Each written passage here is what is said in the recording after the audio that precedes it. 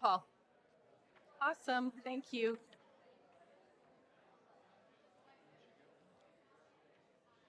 Yeah, and it tells me where I'm speaking. So thank you so much.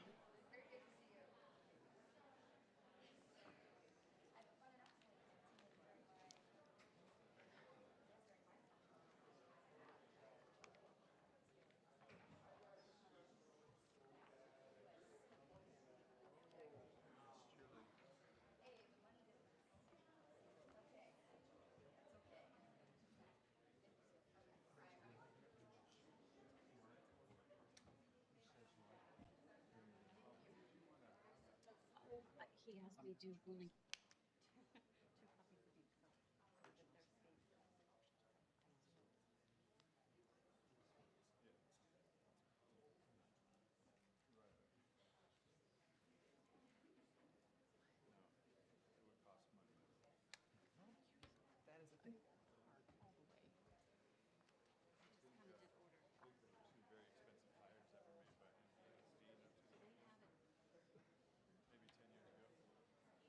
Oh no, I have it. I did. I just got organized. Okay, then I did. I just kind of did. Uh-huh. And Do you want to see mine? It works. Yeah, I just wanted to, here we go. So this is, that's what they each have, and I just indicated my way. Does that work? this works. Okay. It's perfect. That's for the wind resolution. Uh-huh.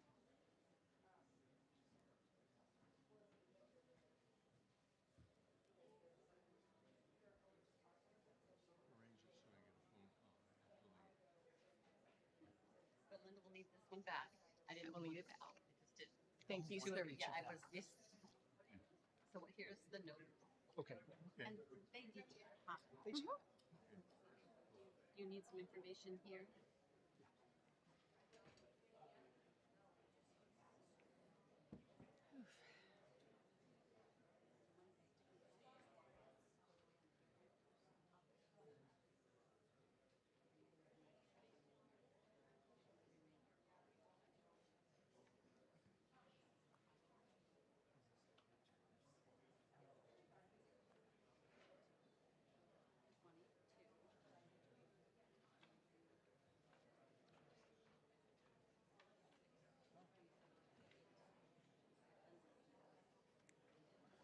They will.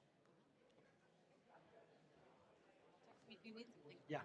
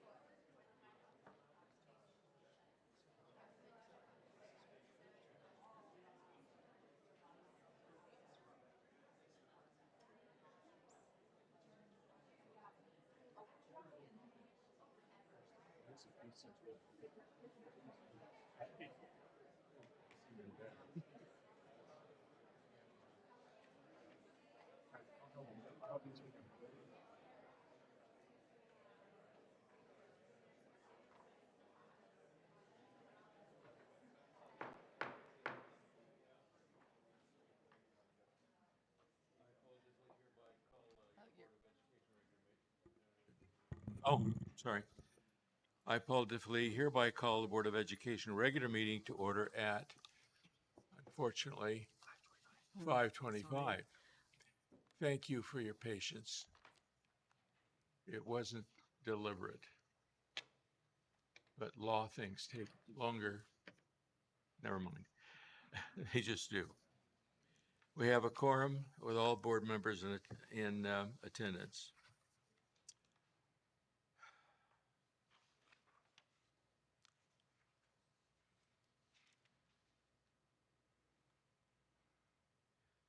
Please note that this meeting is being both recorded and live streamed for public viewing. We have a quorum present, as I said, I would like to welcome the community members in attendance this evening. As a reminder, this is a governing board meeting, business meeting. It is not a public meeting. It's held in public. And although public participation is encouraged, it is not the public's meeting. It's the duty of the board president and/or clerk of the board to maintain an orderly, respectful, and peaceful meeting where all perspectives, voices, and opinions are welcome. Please refrain from speaking out when another person has the floor. It's just common courtesy. At the appropriate time on the agenda, individuals wishing to provide public comment will be called upon one at a time to do so in accordance with Board Bylaw 9323. The board cannot and will not respond to non-agendized items, but a staff member will reach out to you on matters that may need to be reviewed as appropriate. Item D1, the board met in closed session to discuss student discipline, conference with legal counsel and labor negotiators, no formal action was taken. Pledge of Allegiance, Murrieta High School Representative Haven Inozi, would you lead us, please?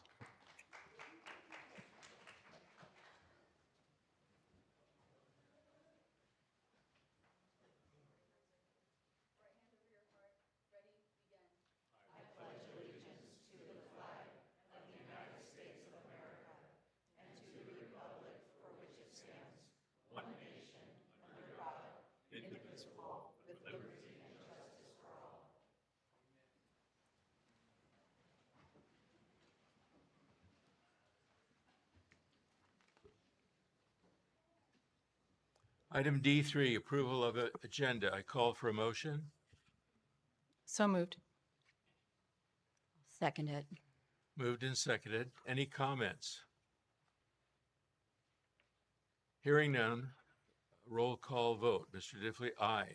Mrs. Lund? Aye. Mr. Pardue? Aye. Mrs. Vandegrift? Aye. Ms. Young? Aye. Mrs. Dedalt? Aye. Motion carries. E, communications. E, let's go to, I've already given my welcome message and that's it. E2, student representative reports. First, we'll hear from Haven Inozi, Murrieta Mesa High School student rep.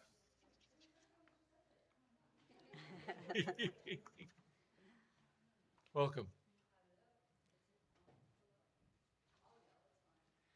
It's coming. Hello, hello, hello there, board. Wow, it's already April. Like we're almost done with this. It's kind of sad, bittersweet. But with that said, before we get into today's meeting, I just wanted to welcome officially who will be taking over my position next year, and that is the beautiful, wonderful, amazing Caitlin Coleman. She's involved. Yeah, go ahead and clap for her. Warm welcome. She is involved in USB leadership, swim, and water polo, and she's honestly one of the most genuine, kindest people I've ever met. So you all are in very good hands for next year. With that said, let's get into what's happening at Murrieta Mesa High School. All right, so like I said, it's April. The weather's getting warmer, final season's coming up, and for my seniors, senioritis is really running rampant through our veins right now. But for activity-wise, we have prom this Saturday at the Birch Aquarium. We also had a prom expo. Those are all of the pictures from the prom expo. It was so incredibly fun. Everyone looked amazing. We also are getting ready for our class competition, Rampage, where all of the classes compete, just for, honestly, bragging rights, but it gets really, really competitive, and seniors are going to win. And then we also had Special Olympics regional. They were hosted, I think, this past Saturday at Mesa. It was absolutely incredible. And then we also had the Castle State Conference. Shout out to Izzy. A lot of our kids went from all of our leadership classes, and they said that they had a really fun time. And then it's not on here. I'll talk more about it next meeting, but we also today had our Every 15 Minutes program, which is dedicated to spreading awareness, not only to our students, but our staff and parents alike on the dangers of drunk driving. We had police, fire, and a whole helicopter land on our field and reenact a scene of a drunk driving collision, and it was so beyond impactful. I think having it before prom is really, really, really good timing because we have to be safe out here. Now, athletic bulletin. Now, y'all, listen. Usually this is a short segment, but no, spring sports are doing their thing, okay? So track is doing phenomenally. Lacrosse, sorry. Girls lacrosse, softball, and boys swim. They're looking to get their 4th consecutive league title. 4th. And then lacrosse, sorry, won their 64th consecutive game. That's insane. So that's like a streak of 4 years. Absolutely incredible. And then we have number 1 and number 2 in the state of California for the 300-meter hurdles, just walking on our campus at Murrieta Mesa. Like, absolutely incredible. That's going to be William Isaiah Bright at the top there, and down below is Arthur Celestine, a transfer from Vista. And then academics, we have the 12-week grading report. It ended, I think, last week, submitting grades this week. CAS testing, and then Dr. Andrus has our superintendent advisory council, and we just give him our feedback on how we like the schools run, what's it like. And one of the things that our students brought up a lot was that we're not getting very many life skills. So myself and Weston Van Soos took it upon ourselves to talk to Ms. Punzel, and we started introducing Pride Senior seminars during our Pride period on Wednesday, which is an hour. I think last week was about taxes, investing, adulty things. And then, honestly, is that it? I'm missing a slide on Mr. Mesa, unfortunately, but Just tell us about it. okay. So Mr. Mesa is going to be kind of like an all-boys pageant. It's so fun. I know the other schools do it too. This theme was the Mesa Mafia. Oh my gosh, the opening number was insane. They were robbing people. Obviously, it's fake, but they were robbing people. The dance was absolutely insane. I had a video. Hopefully, I'll get it in for y'all next week. And then the winner ended up being Weston Van Soos, the king, always. And that's about it. And this is, I decorate the slide every week. This is in honor of the Bridge Aquarium that's happening on Saturday for prom. See ya. We are Mesa. Go Rams. All right. Next, we'll hear from Alana Elliott, Vista Murrieta High School. Welcome. Hi there, board. It's nice to see you all again. As Haven said, we are back from spring break and we're kicking things off with the last 6 weeks of school. I know I'm personally excited to graduate and move on to big things, but here's a quick catch up. So for academics, all the seniors were given the Murrieta Dollars for Scholars Awards. So we all got our little slips if we got the scholarships, and then we have the ceremony next Monday at Murrieta Mesa. And then seniors, we all met with our counselors to make sure we're all on track to graduate. And then the 12-week grading period did end, and then also graduation is less than a month away. So, but for things that we have going on, we have Castle, which was a big deal for us. We had 24 delegates that we took. We had 6 people presenting at Meet the Pros, and we had our very own Taylor Arun join a part of the Castle State Board. This is a very, very big deal. So she was on this board. She was asked a bunch of questions. She was voted upon, and she did win. And mind you, she's only a sophomore. So she has big things coming for her, and I'm so excited to see how she moves on with her high school career and seeing her withhold this position. And then we also had our percussion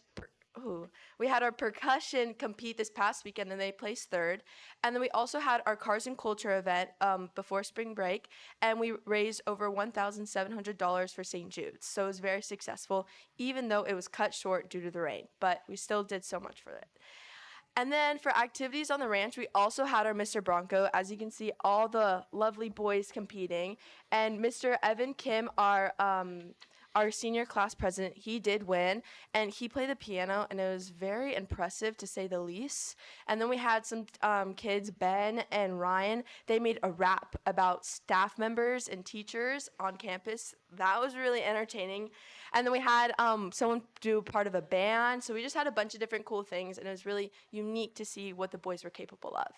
And then for upcoming events, we have our powder puff for the juniors and senior girls.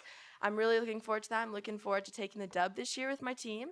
And then we have our VAPA rally, and that's next Friday. So this is all of our performing arts that we think deserve to be highlighted. So like our color guard, our bands, all of those amazing programs. And then we also have our prom next weekend. It's the Passage to Pandora. It's at the National History Museum in, shoot, why am I blinking? It's in Balboa Park. There we go. And then for athletics, we have a lot going on. Baseball, they're first in league right now. They're 8-3. Softball's third in league with a 7-4 record. Boys lacrosse is first in league with going 8-0 in league. Girls lacrosse is third in league, going 6-2.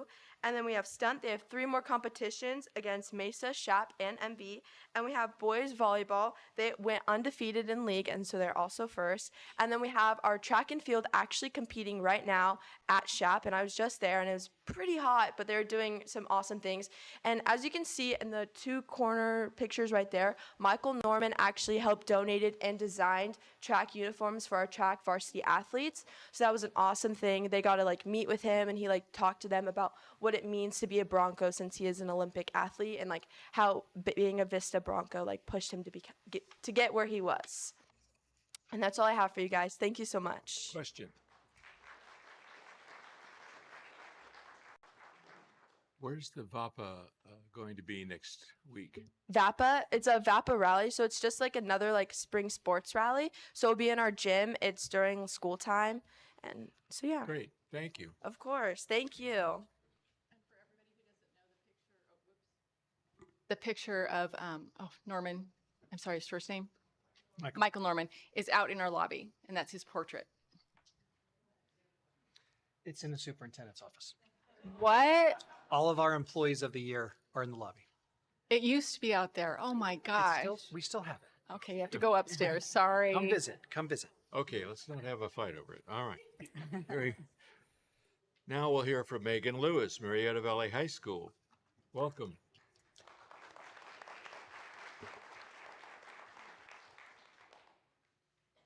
Okay, so I'm gonna keep this very short because my voice is kind of gone because of Castle.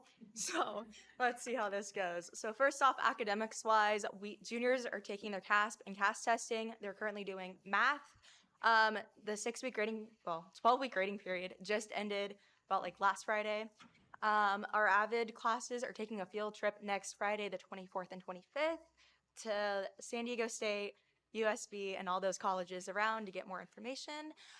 Senior wings have been submitted, and if you don't know what that is, it's basically just celebrating seniors for everything they've accomplished throughout their years in high school. We also held another Student of the Month about 2 weeks ago, and then our juniors have completed their reflective essays. I know teachers were supposed to grade on last Thursday. Well, you know, the internet kind of went out. I was so happy I got the day off, but like, that was fun. Nighthawk activities, we have prom this Saturday at Nova San Diego. I think downtown San Diego, right? Yeah. We also have a play happening. The last day is April 23rd. It's called Guys and Dolls. It's brought on by our drama department. That's pretty fun. I know we have a lot of seniors in that play. We also had the Safest Summer. If you don't know what that is, our law and crime class puts it on every year, basically informing people about like the rules when like not to drive intoxicated, and they have to go through challenges like driving one-handed while texting. They get to like play with the radar, and that was fun. So we also went to Castle. Izzy, in case you guys didn't know, was on the state board. Unfortunately, she will not be joining next year because well, she's graduating, and we were all really excited to celebrate the sophomore that made it on the board this year. It's always fun to have a fellow Murrieta student on the Castle State Board. There was a lot happening, actually. It was fun, but I know Izzy missed like a week and a half prepping and planning that, and it was in Ontario, but that was fun. Let's see if the videos will play, because I don't I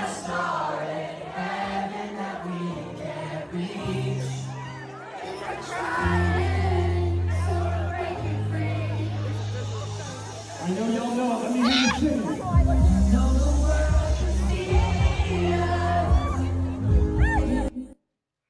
can't tell, there's a dance the first night. That's the best video I could get. That was more like not like jumping around and not someone losing their phone in the video.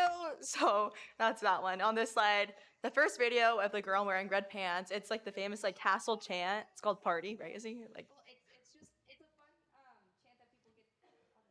I'm not yelling. It's a fun chant that people do to just kind of get everyone hyped up. So it's like one side does the cheer and then the other side tries to do the cheer louder, it's like a competition to get everyone excited.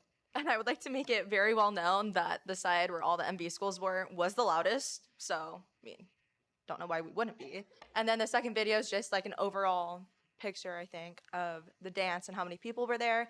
And then the third video is why MV's the best. I mean, we're definitely going to take best student section in the West again next year. Long story short about that video is that we got that. Is he? I don't know. The Outstanding Leadership Program Award, which all 3 of the Murrieta schools won, just as a FYI. So we got Or all of that, us. and all of us got up on chairs and were screaming, and it was echoey. No other schools did that. I think Vista tried, but like We weren't quite loud started the enough. trend. We started the trend. we did. MV started the So trend. let's see if that was a video.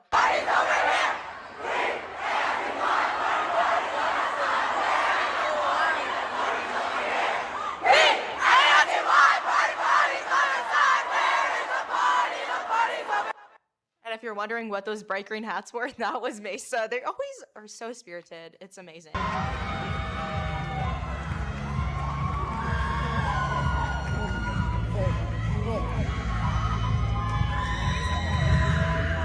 Murrieta Valley High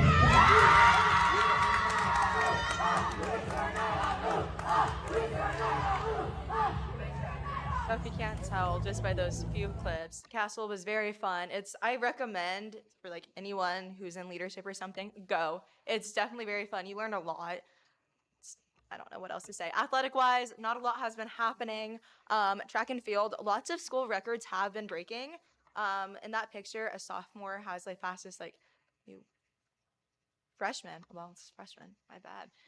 They have a new record. It's a school-wide record, and they're now on state. Question. Stunt. This is very competitive, and where the rival comes in. We did beat Vista yesterday, 22-9. That was away too, so that was fun. Baseball is currently continuing to look for a spot in CIF. Softball's going pretty well. They have a game at SHAP, and our boys baseball also has a game at SHAP today. Boys and girls lacrosse is doing really well. They're still fighting and pushing through for the rest of the season. Swim, I don't know. They were practicing all through spring break, and I was clicking through Instagram, dang, they're never not in that pool. Also, where it says save the date, that's all of our baseball players' final schedule for the for the next season, well, the rest of the season. And finally, for culture, we had NomCom. In case you don't know what that is, it's just a nominating convention center. And it's just so we can have our elective offices and elective positions on a ballot so students can vote. And we will know who our next ASB president, who's filling Izzy's shoes, and who's taking on the classes by Monday. So that should be fun. Thank you. Thank you. Next, we'll hear from Avery Redmond, Murrieta Canyon Academy. Welcome.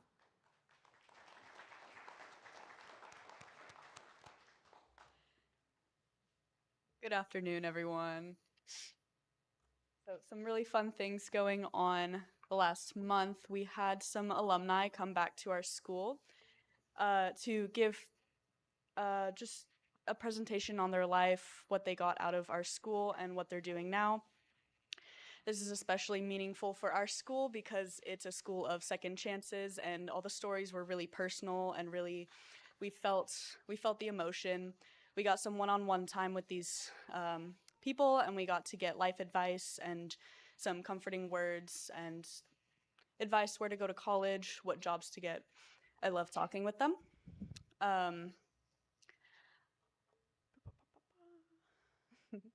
Our guidance and leadership period, we had our SEL lessons, which is social emotional learning. I gave those presentations during guidance, and it was about integrity. So we had some activities related to integrity. It was a ball game where you had to decide if you're following the rules because you are not allowed to talk, and then a discussion afterwards. Leadership had their spring potluck.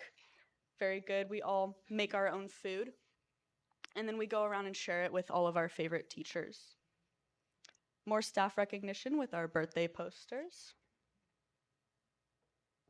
Our construction pathway is building a very special prop for our prom. It is Tangled themed. So we have like Rapunzel's lanterns going up, some pretty lights and flowers, and construction built us a boat. So it's on wheels. It's from the lantern scene of the movie. I think it's finished now, and our art class is painting and decorating it.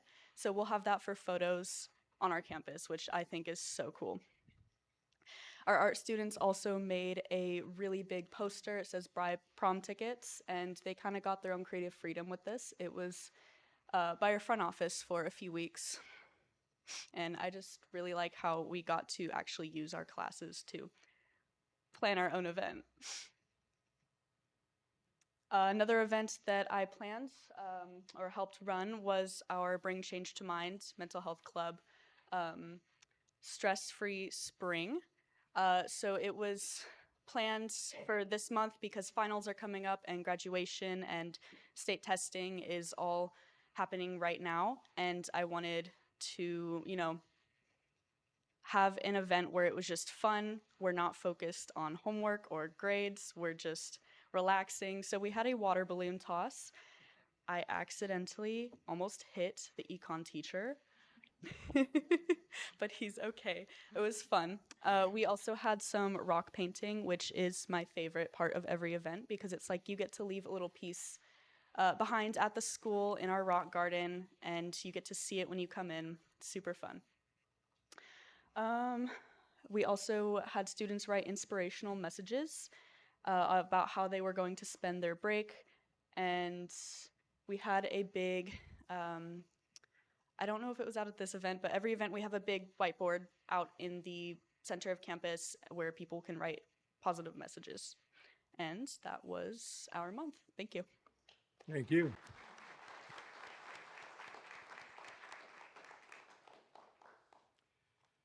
Do board members have any comments for the student reps? I do. I would like to clarify what CASTLE is, just while the students are still here. CASTLE is the California Association of Student Leaders, which is a statewide organization of high school students that serve on a year-long board term where they plan a state conference every year where high schools and middle schools from top to bottom California come and they get to learn lessons about leadership. They get to network with other students from other schools, and it is a really, really amazing opportunity for the students who are on the board and the students that are attending. And I had the absolute honor of serving on the board this year, and so my board term just ended with this CASTLE conference, which is very sad because CASTLE's been a really big part of my life since middle school. And it's a great opportunity to be involved, and I'm really, really I'm hoping that the middle schools get more involved in it next year, because as of now, our middle schools do not attend CASTLE events as they did pre-COVID, and so I'm hoping that maybe they get that started back up again. So if there's any middle school employees here who are hearing this and thinking that, oh yeah, this would be a great opportunity for our leadership students at our schools to go, please, please, please bring this up to your administration as a way to start their leadership journey early, and so that they get a chance to really see what it's like to go to an event where students plan at the event. I mean, it was hard work, it was effort, but it was so, so worth it. And I'm so excited for Taylor to be on the board because she is going to be an absolute stunner on the board. And especially as now just being a junior next year, she has room to do a whole nother board term if she gets reelected. And it is genuinely going to be so much fun for her. So I'm super excited. And so I just wanted to clarify that because I know the videos seem like super fun and everything, but that's just the fun part. There's a lot of learning involved, and there's a lot of serious topics that are covered, and students get to create lessons where they get to present them to the students that are attending the conference. So I presented to probably 600 students for the whole time I was there. and I ended up having to miss like 6 days of school for Castle, but it's okay.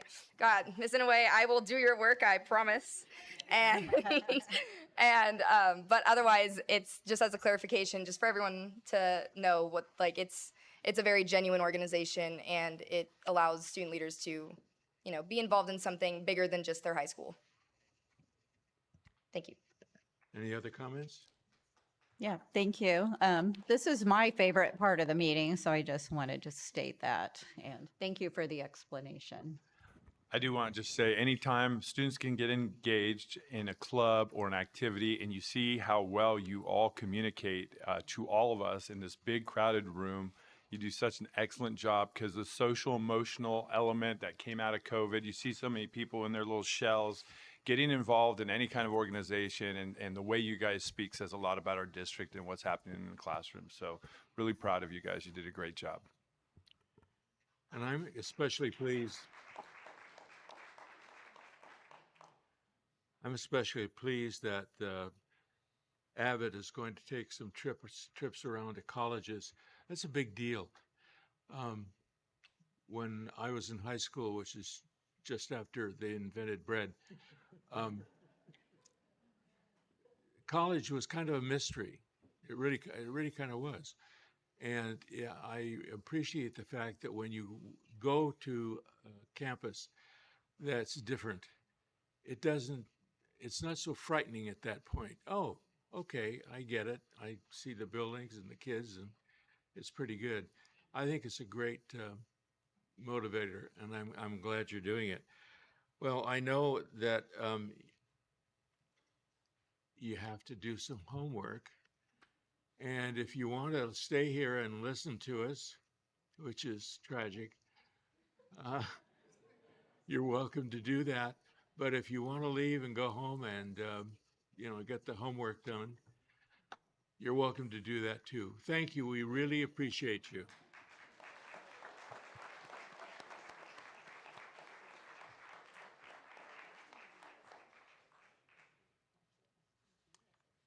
Okay. Here we go. At this time, the governing board welcomes public comments. Individuals wishing to address the board are requested to complete a request to address the Board of Education card located at the entrance to the boardroom and submit it to the executive assistant. In accordance with Board Bylaw 9323, individual speakers shall be allowed up to 3 minutes to address the board on each agenda or non-agenda item. The board shall limit the total time for public input on each item to 20 minutes. We will not take any action or discussion on any item not appearing on the posted agenda except as authorized by law. However, in exceptional circumstances, which are tonight, it's kind of exceptional, the board president may, with board consent, adjust the amount of time allowed for public input and or the time allotted for each speaker. We have received 28 comments. At 3 minutes apiece, you get the mathematical picture. How does the board feel about the 3 minute?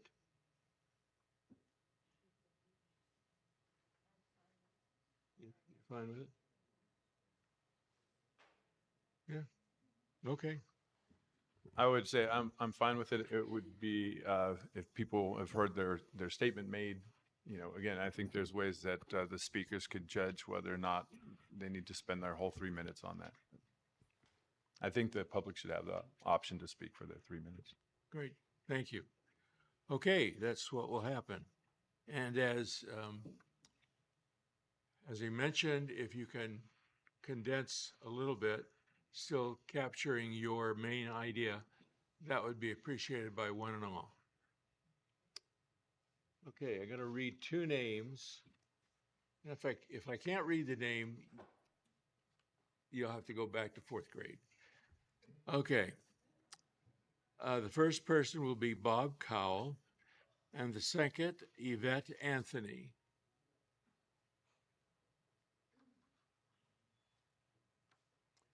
Welcome. Welcome. Can you hear me? Yes. I think there's a deep, in my opinion, bringing this parental notification issue up again brings a what I call a distrust of, a general distrust of government across the nation by many of us in this room and across the nation. I don't trust the institutions that anymore that I used to trust. I'm sorry about that. It's a sad thing that's come over our land that I can't rely on teachers or teachers unions to do the right thing. Every day that I look at the news, I see another teacher who's having sex with a student somewhere, and all you have to do is just look at the news, look it up. There's just, this thing goes, this mistrust in the parental parental notification is fundamental to our society. Can you think of if we did not have notification, if a student wanted to go down to get a bottle of booze at the store at 12 years old? Now the drinking age is 18. Well, they're allowing students to go have medical surgeries at 12, 13 years old. What about smoking at 18? Why not allow the students to smoke at 12 if they feel like it? If their gender says, hey, I'm a smoker, so, hey, okay, I'll be a smoker at 10. I also want to bring up an idea that the $500,000 that some people brought up about the cost of having a court case come up, that $500,000, you won't see that. Who's going to pay that? You say you will pay that. That's not true. The Pacific Justice Institute or the Center for American Liberty are the ones that fund the whole thing. When Chloe Cole came out here to speak, that was funded, her hotel room and everything. There was no other fees involved in that. It was funded completely by the Center for American Liberty. So you're not going to see that. And if you did see that, I'm sure there's enough money that the bureaucracy in this building gets that they can fund the crayons and things for the kids. I'd also like to bring up, my time? Okay, thank you. Thank you.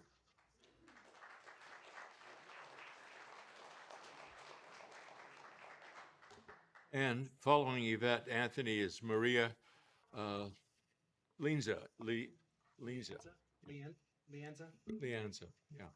Welcome. Thank you, Mr. Diffley.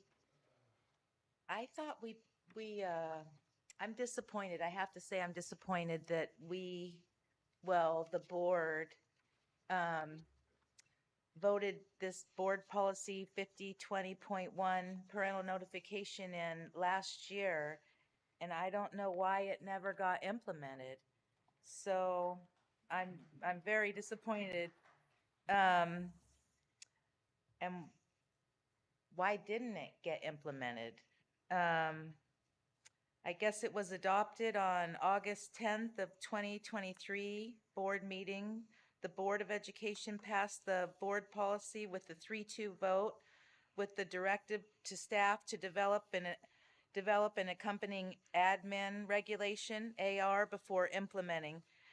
An administrative regulation provides protocols, training directives, and instruction to staff on how to implement the policy as communicated by Dr. Andrus to all employees on August 11th. Think of this year. An administrative regulation has never been developed, and as such, the policy has not been implemented nor enforced. On March 12th, 2024, the district received notification from the California Department of Education that a formal complaint was filed regarding discrimination on the basis of gender identity and expression. Consequently, on April 10th, 2024, the CDE sent a follow-up correspondence directing the district to inform all school personnel subject to the BD 5020.1 in writing that the CDE has determined the policy is inconsistent with Ed Code EC, EC, Section 220. And for this reason, the mandatory notification requirements set forth in BP 5020.1 may not be implemented. Please consider this your notification that the CDE has determined the policy is inconsistent with CE 20, CE Section 220, and for this reason, the mandatory notification requirement set forth in BP 5020.1 may not be implemented.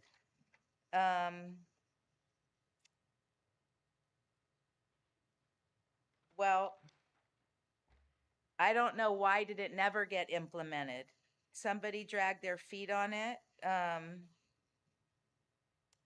It's very disappointing. Oh, Thank you.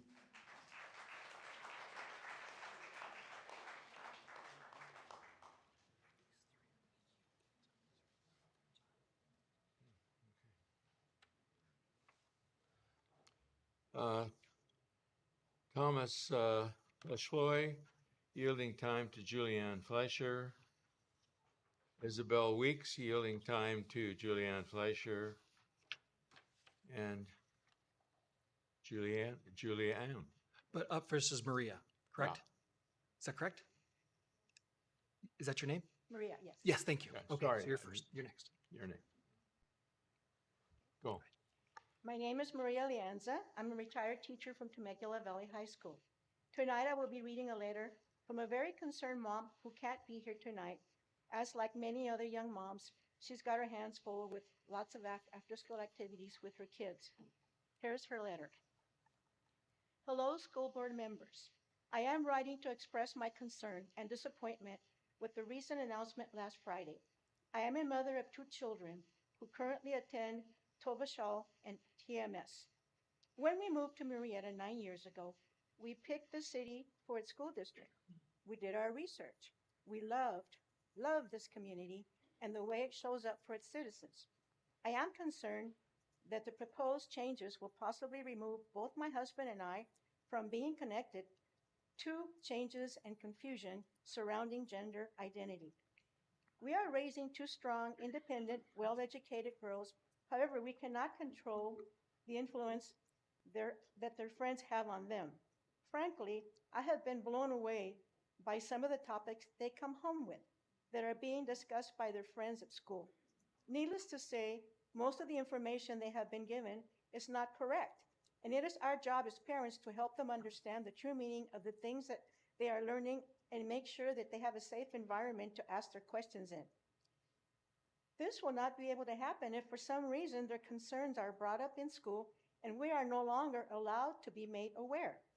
I would like to express my concern that the Murrieta School District seems to be putting aside the majority's opinion to appease the few.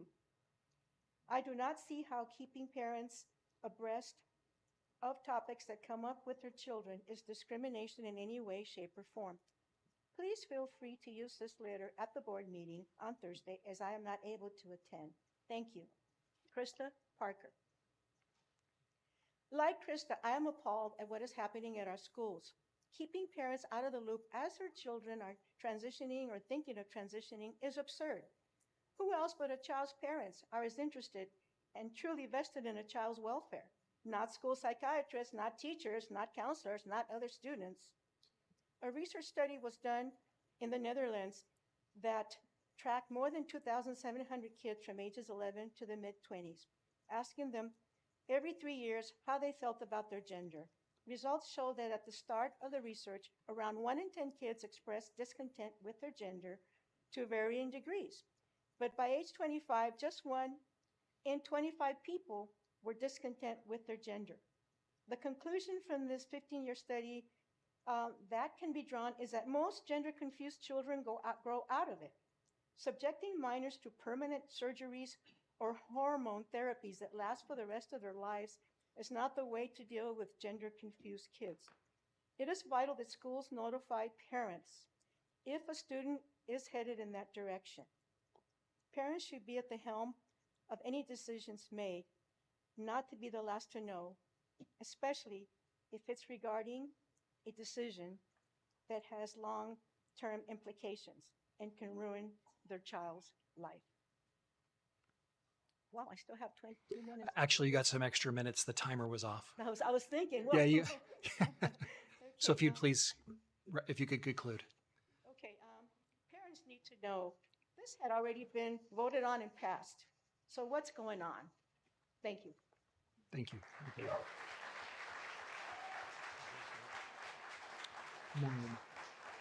No.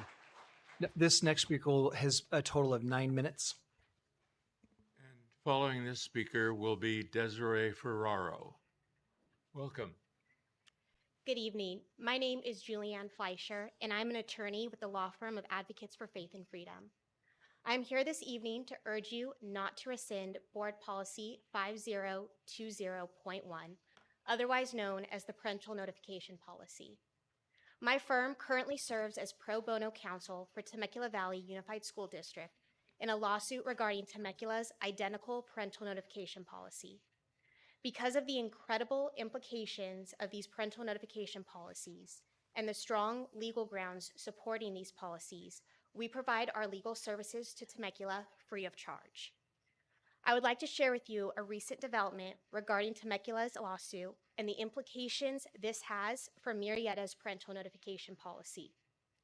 On February 22nd, 2024, the Riverside Superior Court ruled in favor of Temecula, affirming the legality of the parental notification policy. The court held that the policy did not violate the California Constitution because the policy treats all students equally. The court stated, quote, "Notably, the policy applies equally to all students within the district and does not apply disparately to two or more similarly situated groups," close quote. The court further observed, "There is only one group affected by the policy, students," close quote. The court went on to note, quote, "The policy is gender neutral and does not expressly single out transgender or gender nonconforming students, as it applies to any student's request to change their school official or unofficial records," close quote. The court upheld Temecula's policy, permitting the policy to remain in effect. This holding is significant not only for Temecula, but also for Murrieta, given that the two districts' parental notification policies are identical. The court's decision underscores the legal grounds for the policy, as well as the fundamental principle that parents have the primary responsibility for the upbringing and education of their children. While some may argue that the parental notification policies violate a student's right to privacy, these arguments are without merit, given that students are requesting to be publicly identified or treated by their preferred gender on campus. While schools play a crucial role in shaping students' academic and personal development, it is essential to recognize and respect the rights of parents to be actively involved in their children's well-being and education. I urge you to consider the implications of this recent court decision for Temecula and to uphold Murrieta's identical parental notification policy. Thank you. Thank you.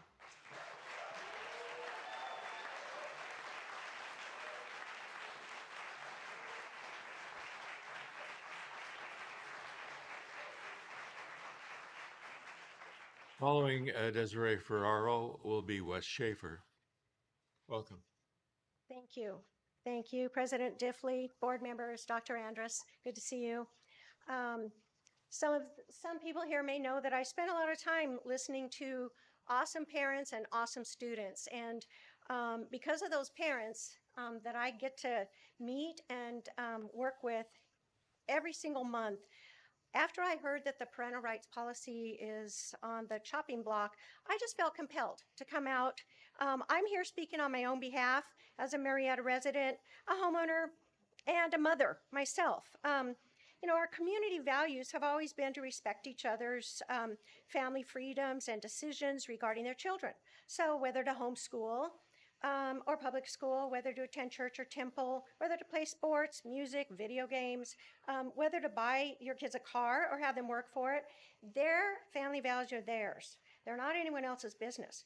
But now I'm saddened to hear that there's some here that have been entrusted with our children that believe that parents can't be trusted to know what's best for their own kids. So much so that they want to allow our public school employees to lie to parents and keep important life-changing secrets from them. You know, mothers and fathers have a responsibility and authority over the rearing of their children. You guys have heard this over and over again. But, and in my neighborhood, we look out for each other. We don't insist on uniformity. We do the same in our city. We don't ask other cities for their opinions, nor do we ask for their permission. And in our wonderful community of Murrieta, we certainly don't want big city bureaucrats and big city lawyers from Sacramento who can't even manage their own crime and homelessness telling us they know better how to raise our kids. Now, why in the world would anyone who loves our city and our residents want that? Why in the world would anyone who loves our city and residents want to trust our school district business to the national spotlight?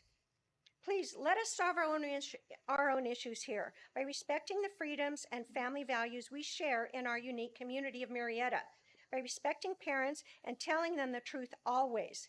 We have a local law firm that I'm very, very familiar with, and that is Advocates for Faith and Freedom. They do work pro bono. They're awesome constitutional law firm, and they've been in our community for 25 years. They raise their kids in our community. They have our interest at heart. So I would encourage everyone, please consult with them. They are going to work on your behalf. And I'm not here I just happen to follow Julianne. So in any case, I ask that all of you support and allow the current parental rights policy to move forward. Thank you.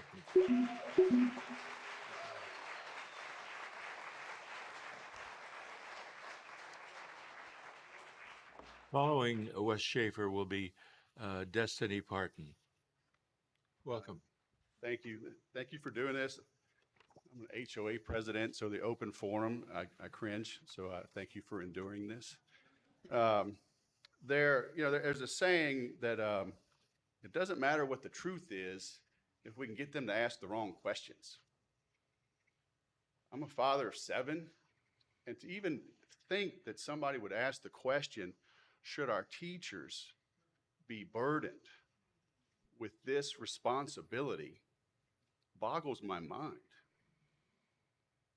Why is this being pushed down? You know, my dad, I was the first in my family to go to college, and my dad would always say, because I'm a smartass, that I'm a great example of what happens when somebody gets too much education. And I get it.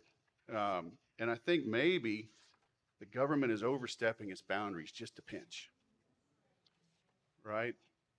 Florida has about half the population of California. They have 64 school districts. California has 1,218. That's a lot of people looking around trying to justify their existence. So they want to get involved in things they shouldn't get involved in. Matthew, can I see Hudson? This is my first grandson.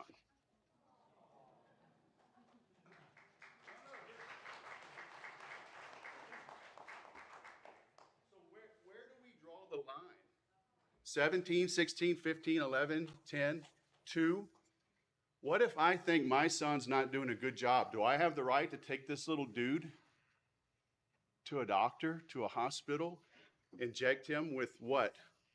Hormone blockers? Give him surgery because I know better than his father? Is that what we are really discussing? Are we giving teachers this power, this burden, and we're even questioning that? So thank you for doing the right thing last year. Please implement what you voted for. That's all that we're asking. Let teachers teach. I have a daughter graduating SDSU right now to be a teacher. We love teachers. We're asking too much of them. Cut the districts, that's a whole other thing. Give the teachers money for crayons and paper and scissors, okay? And stop forcing them, pressuring them to do things they don't want to do, which is make decisions on these kids, okay? Thank you.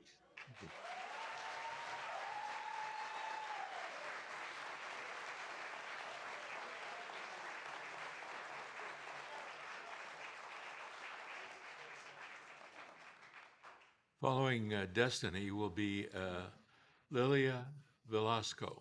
Welcome. Good evening.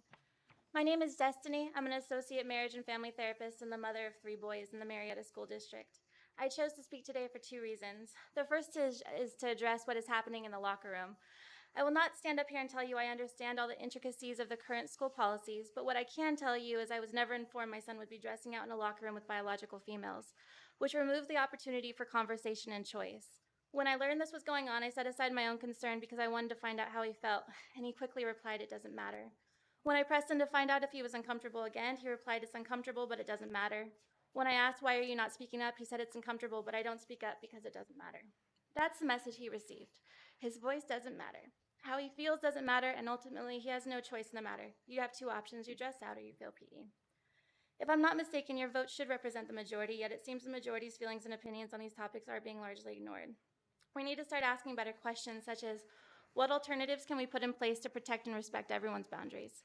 Secondly, I wanted to speak on the topic of rescinding parental notification. In the state of California, a 12-year-old is able to request counseling services with a therapist, such as myself, without the consent of their parents. However, if there is not a pressing reason as to why I shouldn't notify the parents must be informed. But you guys, the why is everything, and the why rule should apply here as well. If the why is because my child is being harmed at home, then it is my job to protect that child. If not, we work together to bring the parents into the conversation. If we are not asking why, then the kids that you're trying to protect from their parents are going to slide under the radar unnoticed. That's also dangerous. Furthermore, let's say that my child chose to transition, but because of my beliefs or values or political stance, my child thought that I might not accept him or her, so he hid his identity from me. Not only are you placing that child or teen into a position to have to live a double life, you are removing the opportunity for a support system to be put in place. You are pushing the child or teen into further isolation. And what happens when the narrative that the child is telling themselves becomes my primary caregiver, my main secure attachment doesn't know, accept, or want me? That child will, without a doubt, have a much greater risk of becoming depressed, anxious, and possibly suicidal. What are you going to tell the parents when their child takes their own life or harm befalls them? We didn't think you would understand, so we chose not to tell you. It also removes the why question. Tell me why we shouldn't notify your parents. We need to put a resource in place at our school that children can go to explain the why please don't contact them, to receive support or to have support to have these hard conversations at home. If a child is going to be abused due to their choices, we should know about it. If protection looks like suppressing the truth from all parents, how are parents supposed to place safeguards and instill strong boundaries around their children when they're intentionally being left out of their child's development? Not to mention, we're opening up the floodgates for opportunists and pedophiles to put themselves in positions to be their safe place and their secret keepers when questions of identity arise. So if fear of an impending lawsuit against our city for keeping parents informed and educated scares us, we need to remember the more we help suppress these children's social and emotional needs, the more responsibility falls upon us, placing a vulnerable position in harm's way. Thank you. Thank you.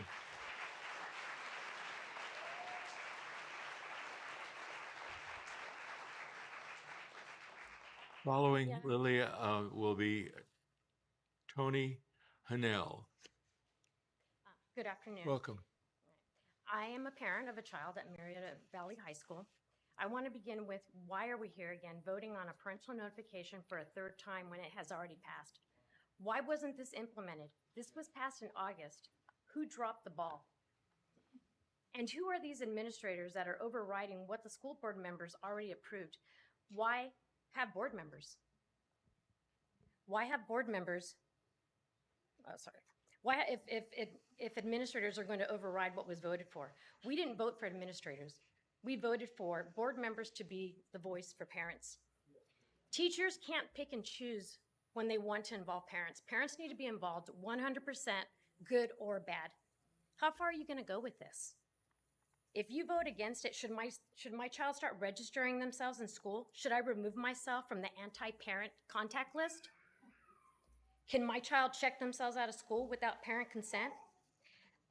How are the teachers choosing secrets? I mean, I just don't understand the secret. It seems to me that the majority of these students are being discriminated against. All students should have the same rights. It should not matter which club you belong to. All students should be treated equal. Kids of all types deal with the same issues and problems every day. What deems these kids' problems bigger or worse than other students? A straight kid could also fear a parent. If my child gets caught at school vaping, drinking, or gets into a fight, are you going to call me? Or will the school handle it? If the school board votes against this and I receive a call from the school or a teacher on attendance or grades or on anything, I'm going to be one pissed off parent. If you want to own our kids, then own them. Deal with it until school is out. You know, parental notification it was voted for, it passed, it needs to be implemented. Quit playing games with our kids. And Mr. Diffley, don't let your peers bully you. You know what the right choice is. Thank you.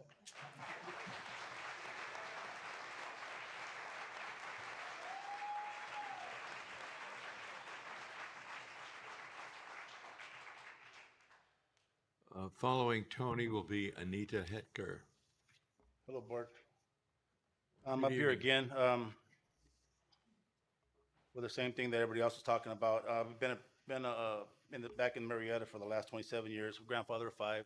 3 of our grandbabies, our grandsons, go to Chavella, and we took our little ones out of the elementary school because they were doing some shenanigans that little ones should have to be. It wasn't about reading, writing, arithmetic. It was about other stuff going on. And my main thing is that when I received this notice through the email from the school, and it's just about family. You know what? A family. It's like family is about loving your children, all the children. It's about the responsibility of being of our family, of guiding integrity, kindness, and faith and honesty, and that's what this is totally against. It's like the school wants the kids to not be honest with the parents, and that's what's going on here. Our governors, the teachers union, the confused parents, and the people want our kids to lie to us and the family, and shame on that, because that's our job is to help rear our children and stuff. You know what? I got 2 adult kids and I have 3 of my grandchildren that we actually have guardianship of, and this is a big deal, man, to know what's going on. The parents or guardians should not be notified of our children's actions. You know what? Excuse me. I'm all messed up here. I don't like talking in front of people. Sorry. Yeah. My main thing is that we should be able to know what's going on with our kids. You know what? Maybe some people need to do some self-examination in regards to what their beliefs are right now. And not telling a parent or not notifying the parent what's going on with their children. That's just freaking nuts. I just don't understand it. Just please do not take the family out of the loop. And especially if our kids, because like I said, I got a 13-year-old grandson that we have, and he's going through his stuff, and you know what, and we want to know about it so we can help and guide him and stuff, because you know what, that's not the schools, like they said, it's not the teachers and the schools' responsibility to help with the depression and guiding and being there for our children. We're just our family, and you see most of the people here in this audience, man, it's just about wanting to take care of the kids, you know what, and it just doesn't make sense with any kind of values or morals or ethics that you want to keep the parents from knowing what's going on with the kids. So anyways, thank you for letting me speak in.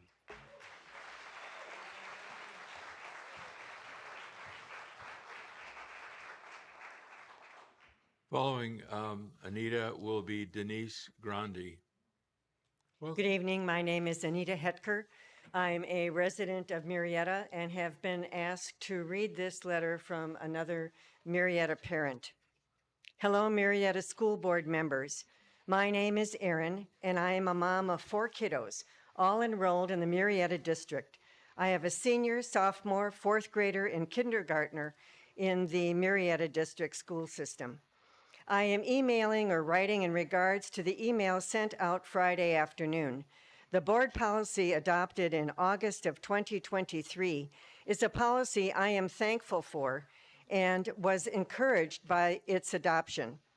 From Friday's communication, It sounds as if this policy was never implemented and will not be implemented. I am confused by the language of the email and am hoping for some clarification as to what will be happening to the policy and what this means for teachers and students within the district. Are teachers being forced to be silent? Are the students who need guidance and support through what they're going through essentially deemed capable of handling it themselves without the support of their families? I'd like to think I know my own kiddos well enough. But what I have learned parenting teenagers is that sometimes we as parents might be shocked at how we think we know what our child is walking through and going through. But in reality, sometimes we might not. I do rely on my family, friends, and community around me to help me where I might be falling short sometimes, and it truly takes a village. I am not able to make the board meeting this Thursday because my day is full of work and the kids' after-school activities, but I did want to take the time to reach out and see what I can do to support teachers, students, and parents in this fight. I am pro-family. I am in support of the implementation of the Board Policy 5020.1. I thank you so much for your time. Aaron. Thank you.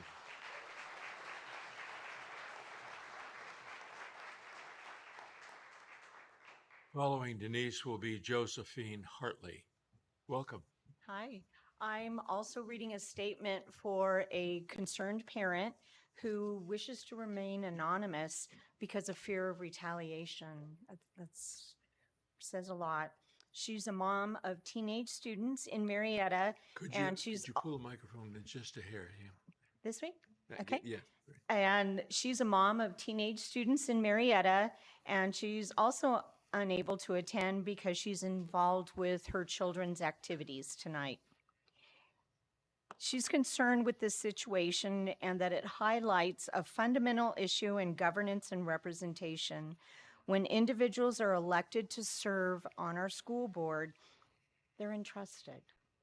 You're entrusted to represent us. And that's a really huge responsibility, and taking in all the various interests and viewpoints of the community that elected you. Not appointed, elected.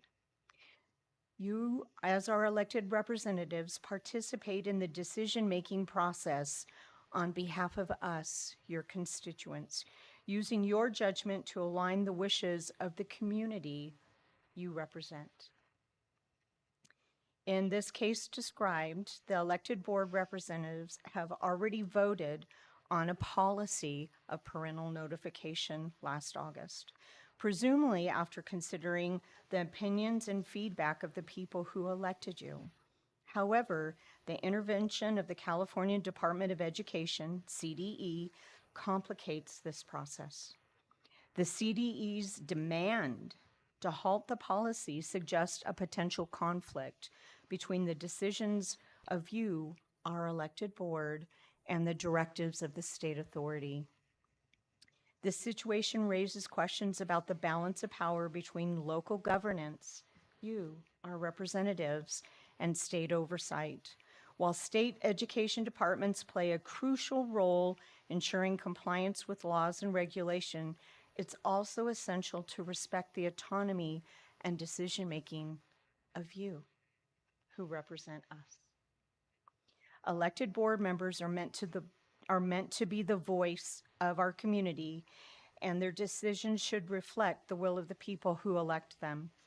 The intervention of the CDE in this scenario can be seen as undermining the democratic process. If elected representatives are not able to make decisions on behalf of their constituents without external interference, it calls into question the effectiveness of the democratic system.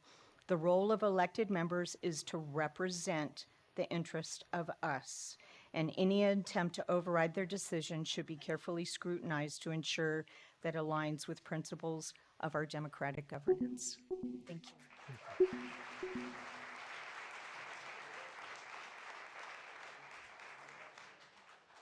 Josephine Hartley will be followed by Alice Forney.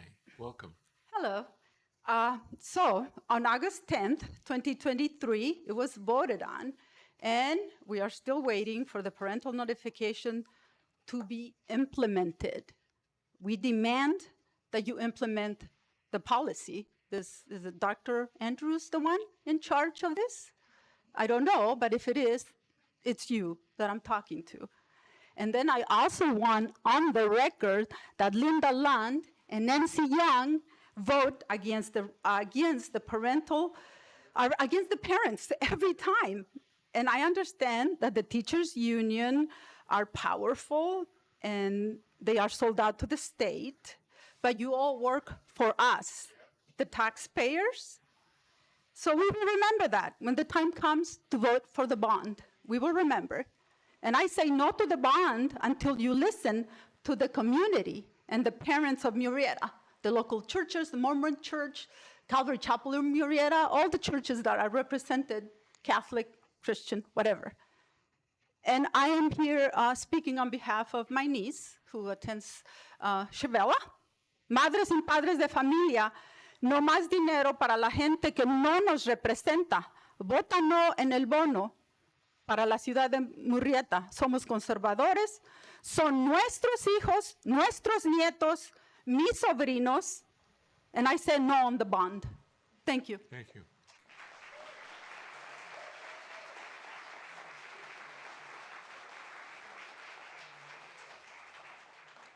Alice Forney will be followed by John Leonard. Good evening. I'm going to read a letter from a parent also, but I first want to clarify something that pro bono law firms pay all court costs, in case that's unclear with anybody or has been. And I agree that this issue is a bond buster. I'm going to read a letter from a Murrieta mom who's busy making dinner, driving kids around to baseball, soccer, and music lessons, who's unable to attend the meeting. And as a Murrieta resident and parent of 4, I wanted to express my disappointment regarding the recent communication sent out about BP 5020.1. My daughter graduated from Mesa High School last year. She was in Murrieta School District from kindergarten to graduation. I also have a son who's a sophomore at Mesa and a son who is in 8th grade at Thompson and a 5-year-old not yet enrolled in the public school system. When the policy was voted on and adopted by our district, it was a win for families in Murrieta. It is a pro-family policy that I really appreciated. My 2 sons spend so much time on the Murrieta campuses, and even though we know our kids well and we've raised them to feel comfortable coming to us with anything, they are influenced by their peers and the adults around them. If one of them was confused about their gender and decided to express that to a trusted adult on campus, I would hope that we would be brought in on that conversation. If there is a suspected abuse, any adult on campus is a mandated reporter and would need to report it. Suspected abuse should not be used to justify keeping important information from all parents. Anyway, this is why I was so confused by the BP 5020.1 policy, and the news about it not being implemented is so disappointing. My email is to express that to you and also to ask here the Education Code 2020 is being used here. How is it consistent with BP 5020.1? It's discrimination to notify a parent if a child is confused about their gender? This seems so strange to me. It's terrible for students, families, and teachers. Many teachers are being put in a morally compromised situation. This is not a pro-family decision. I am really hoping that there is a plan to continue to try to implement the policy. Please let me know what I can do as a parent to help in this fight to protect students, parents, and teachers. Thank you.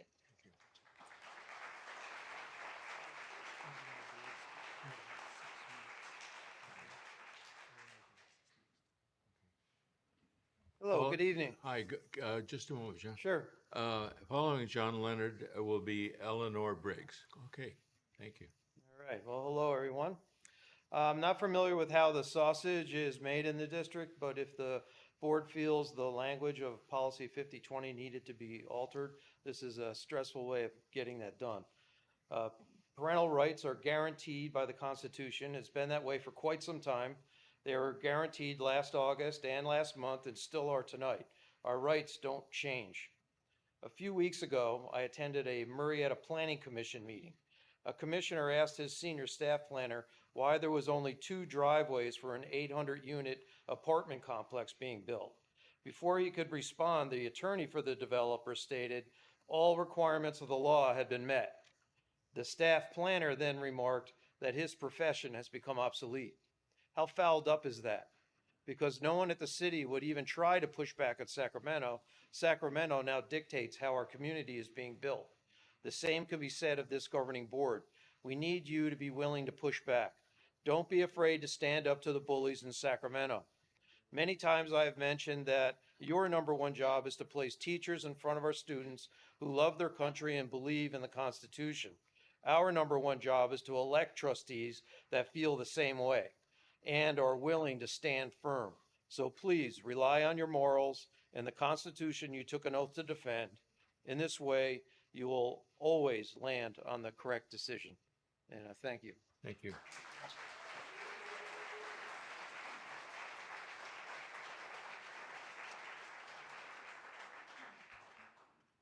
Mrs. Briggs has 6 minutes. Someone deferred their time to her.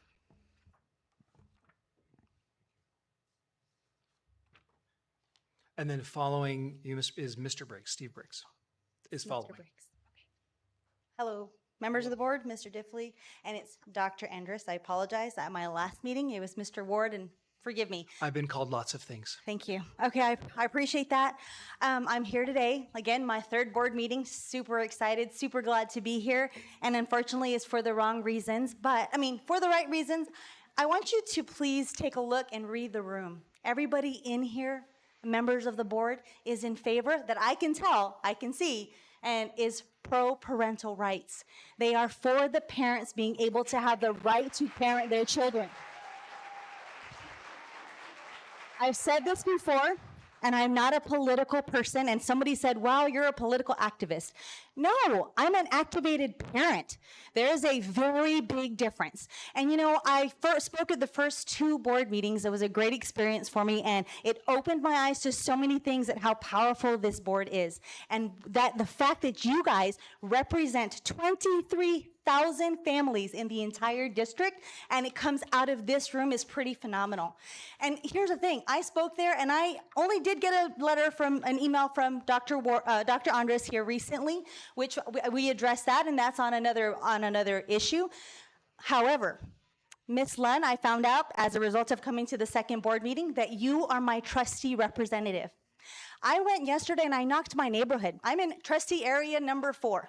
I went and knocked my neighborhood because I thought for sure parents in our district know what is going on and know that this is on the table and know that Ms. Lund voted no against parental rights, that Ms. Young voted no on parental rights. Because I had no clue as a parent before what the heck a trustee area was, I am now on a mission to find out who these people are in these trustee areas to say, you're not advocating. I am your constituent. I have people in this room who are your constituents. For the fact that I have to come here and plead with you to make a vote in favor of my child, in favor of me having the ability to parent my child, I get very passionate. And I'm normally a pretty easygoing person. Ask anybody. However, this issue has got me, that's the reason I went. I was going on a walk, because I do a walk and I try to get in physical activity, right? That's what the school's teaching my kids. Get into your PE classes, do all that fun stuff. So I go on a walk, and I literally knock on all of my neighbors' doors down my 1 court. And I am knocking 2 questions. Number 1, do you know that your trustee is Linda Lund? No, they don't know that. Number 2, do you know that there is a parental notification policy wanting to take the rights away of parents? You can just imagine the shock of the people just on my street, Miss Lund. Just on my street. You represent me. How can you sit here, represent my family? For the last 2 times this policy has been put in place and already approved, and then be the first 2 ladies to reach your hands up and vote no to this policy. Everyone here has been super nice. I sat next to my husband. I'm like, I am so riled up right now. How are these people so nice? Thank you, ladies, and everybody has done such a great job. They're just super nice. And I'm thinking, I can't even contain right now how frustrating it is as a parent with 4 children, 2 still in this district, that my own trustee is the one voting against a policy that I'm here to speak on. And I would venture to say, Ms. Lund, the people that I have brought today in opposition to this rescission are going to say the exact same thing. You represent my best interest. You represent trustee area 4, right? Did I say that right? We're 4. Yeah, we're there. I need you to know that I was never in favor of this. I never got a notification that the parental policy was in place, and I'm wondering, where is this communication supposed to come from? And you know, I have 4 kids. They're a little grown now. They're a little older. They can fend for themselves, feed themselves, but you have parents, like the 3 parents that were read those letters. They have little kids. And I think the fact that the board is not communicating to parents who are busy, who hold down 2 jobs, and the fact that that notification, you know, it was a blessing in disguise, Dr. Andres, because now you have activated parents yourself to know that this is not okay. It's not. I was so disheartened when I received that email from my daughter brought it to me because she knows how we're battling this. And she said, Mom, there's somebody sent a note on Friday. And I thought, that's weird. I was so disheartened. And then come to find out the CDE is not even a governing board for our district. You guys are the governing board. You make this decision. The buck stops here. 5 people representing 23,000 families in our district. I am shocked, and it's so beyond common sense that when I have to think about it, I have to go on a walk. But now when I go on a walk, I'm going to walk every street on my neighborhood. I will knock every door, and I will find out. If this policy gets rescinded tonight, I promise you, I will be here at every board meeting. I will pitch it again to more of the board members who are in agreement with this, who want the parents involved in their children's life. And I promise you, with everything in me, I'm committing to knock every door in Area Trustee 4. And then when that's done, I'm going to grab people to knock every area. And I don't even know, Ms. Young, where you represent. I will find them, and I'm going to ask them the same 2 questions, because that is how passionate I am about this. This is not over. No, and it's really sad. It's very sad. I will find these people, and we will make it a difference, because I promise you, in the Murrieta Valley School District, there are parents who care. There are parents who are invested, and there are parents who are interested.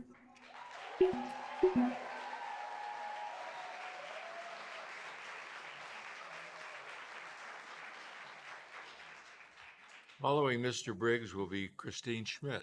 Welcome. Thank you, Board of the School District. You know, that's my wife, and I appreciate her.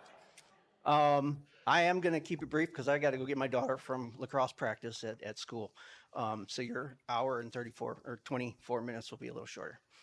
This is really about trust, right? This is trust between the school district and the parents. We entrust our kids to the school district, to the schools, to the teachers, to administrative, to the staff.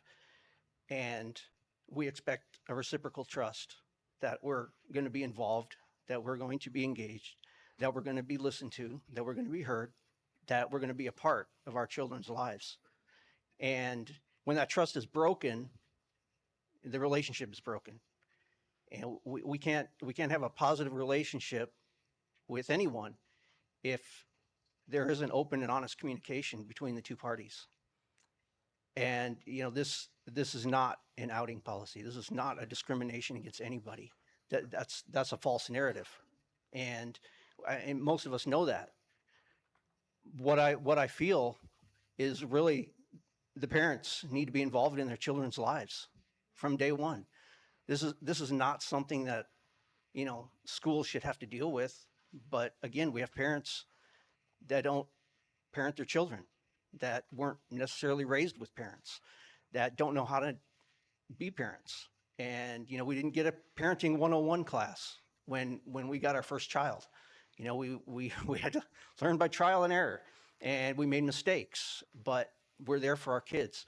And as you can see, most in this room are here for our kids. And we want to trust the district. We want to trust the superintendent. We want to trust our board members. We want to trust our teachers. So don't break that trust.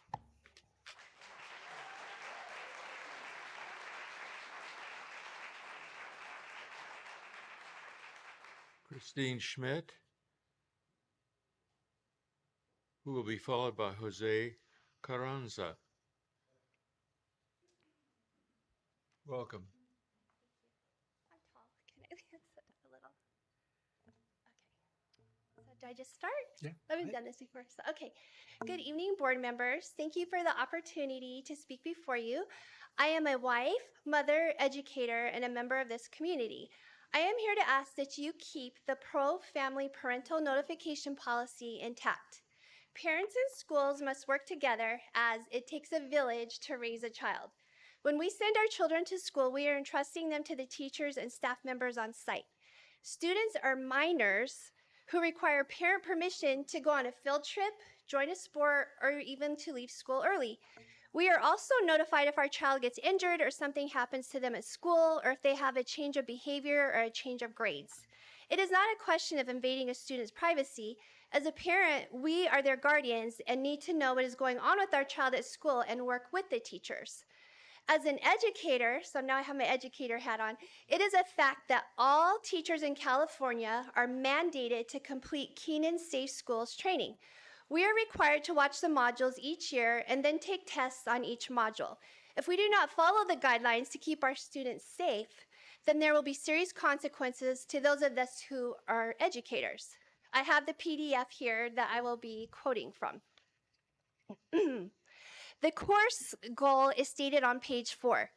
It states, this course is designed to identify opportunities for prevention through policies and practices that protect both staff and students, and to review the responsibilities of school staff members as mandatory reporters of child abuse. I would like to remind you that educators are mandatory reporters. At the beginning of the training, it outlines key principles that can help guide many decisions around interactions with children or teens. Page 8, principle number 5, keep students safe and healthy with professional communication states, all communications between a student and a school staff member should be publicly available for review and done with the knowledge and permission of students' guardians and following school's policies. One of the modules in the Keenan training that is required for all teachers is called Understanding Boundaries, a key to preventing sexual misconduct. Page 12 of the document has a subheading called Boundary Crossing, which has several examples of what that looks like and what we as teachers are to avoid. Some of the ones that stand out on page 13 are having secrets with the student, talking to the child about the student's personal problems to the extent that the adult becomes a confidant of the student when it's not the adult's job to do so, talking about sexual topics that aren't related to curriculum. Page 17 states, avoid counseling in non-school matters. As you can see, the training educators receive from our state makes it clear that we leave the parenting to parents and the teaching to teachers.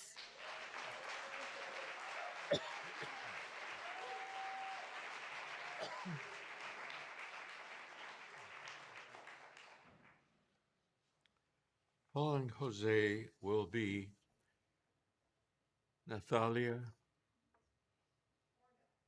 Thank you. Thanks for the help. Welcome. Good evening, board members and Mr. Andrews. To follow up on the previous speaker, I'd just like to say that Say, can you pull that a little closer to you?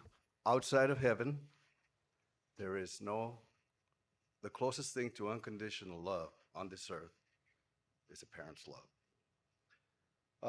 What I'm going to speak about is about the email that was sent out on April 12th to the district's parents.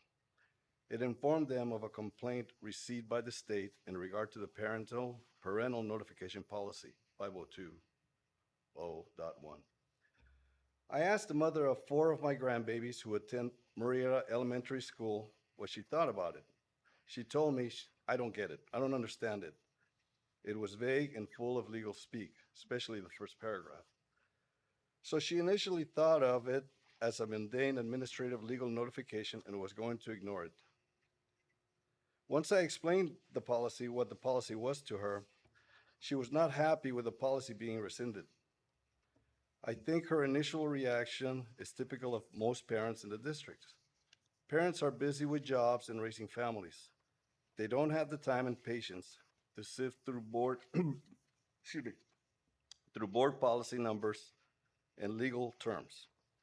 I really strongly feel that if it was easier to understand that email, you would have to have traffic control back to Jefferson, because there'd be a whole lot more people here. This email did not contribute to transparency and trust. I'd like to remind you that the roots of trust are found in clarity.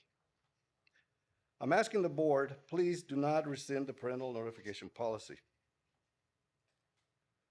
Mr. Diffley, you're a man of principles, and you've already made the correct decision on this vote once. I ask you to stand by your word and to trust your decision. Sir, please be courageous. Moral choices cannot be made by fear. Let your lifelong principles be your guide. Thank you all.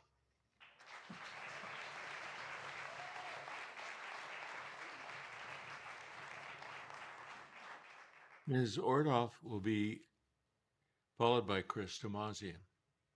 Welcome. Hi, everybody. So as we already said, my name is Natalia Orndorff. I'm here as a parent of two amazing students, one at DMMS and one at Vista, but I'm also an educator. So I'm here. Could you pull the microphone? Oh, okay, There sorry. you go. So I'm here, like every other parent, to ask you guys not to rescind the parental notification. I have been a member of this community with my family for almost 12 years. And one of the things that I love the most about this community is parent involvement, and we can really see that here. Another thing that I really love about this district is the communication. It really, it surpasses other districts, so I really love it. And why stop now, right? Why change it now? So I was really disappointed this month as I began to find out certain things, right, that everyone has really made very clear here. I don't want to go over everything that everyone already covered pretty well. So just a lot of disappointment came as I found out about certain things that happened at DMMS.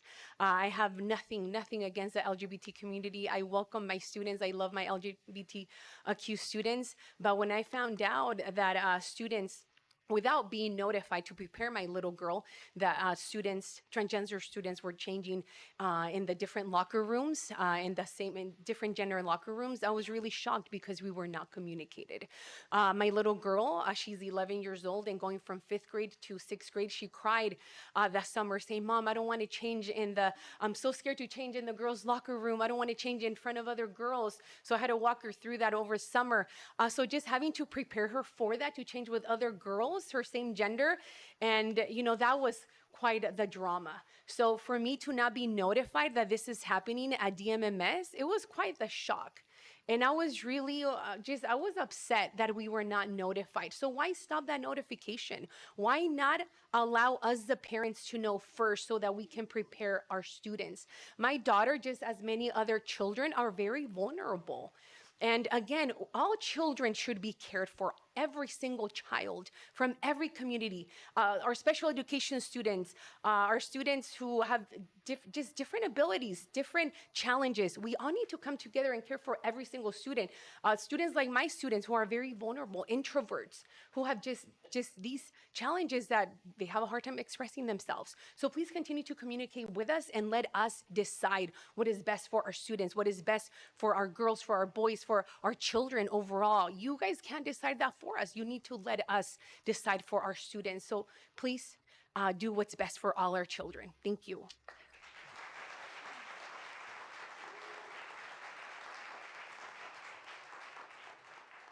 And following Chris Tomazian will be Elizabeth Craig. Welcome. Thank you. Good evening. This weekend, I went to the 77th Annual Firefighters Barbecue. The district was well represented. Murrieta Elementary School had their reunion booth, and the Murrieta Valley High School band had a booth with students playing music. Both Vista Murrieta and Murrieta Mesa had their mascots escorted by several students roaming the park. The little kids really enjoyed seeing the Bronco and the Ram, and they posed for lots of photo opportunities. Our fire science program competed in the fire cadet muster competition, and it looked like the students were having a blast. For those who don't know, MVUSD has the only fire science program in Riverside County.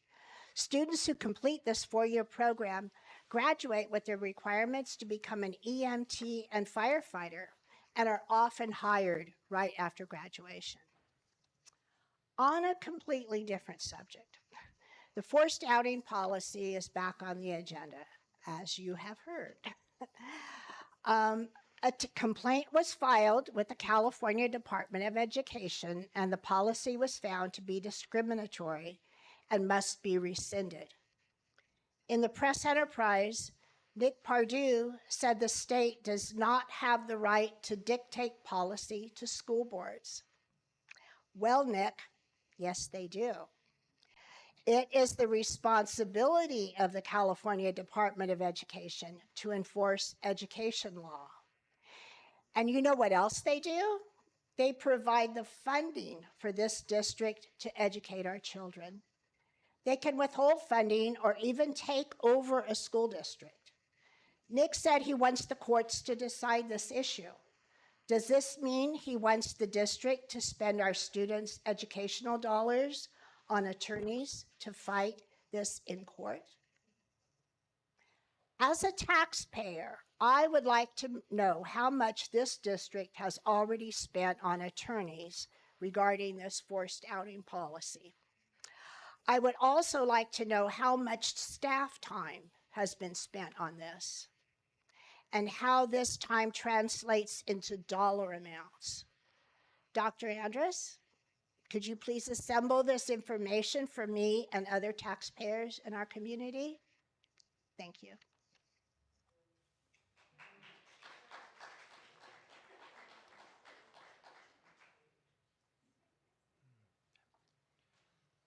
Elizabeth Craig will be followed by Kelly Parsons. Welcome. Hi, I'm Elizabeth Craig. I want to touch on the scenario that some constituents are worried about. The scenario where a child is abused or kicked out after the parents learn that their child is requesting to be called something other than the name or gender they were given at birth. After a child requests this from their teacher, the conversation does not need to stop there. The teacher can easily ask the student to stay after and ask more questions, such as, do your parents already know? Do you feel safe at home if your parents know? Are you aware that I now am obligated by policy to inform them? If you don't feel safe at home, why? At that point, if the student is feeling unsafe, the teacher, as a mandated reporter, is obligated to take further steps in reporting the abuse. In this scenario, the conversation doesn't even need to stop there. The teacher can and should check in with the student and see how their home life is going. Can you imagine any other scenario with a student, such as disclosing drug abuse or suicidal thoughts, and a teacher keeping that a secret from the parents? It would not end well. The key here is keeping parents as the main responsible party in their child's life, and the difficult conversations need to happen with the parents, not the teachers. Lastly, keeping parents informed about their children is not discrimination. It's protecting family bonds. Thank you for your time. I trust you will do the right thing and make the right decision. Mr. Diffley, I trust you'll make the right decision again. And Mrs. Briggs, I have a whole team to door knock with you.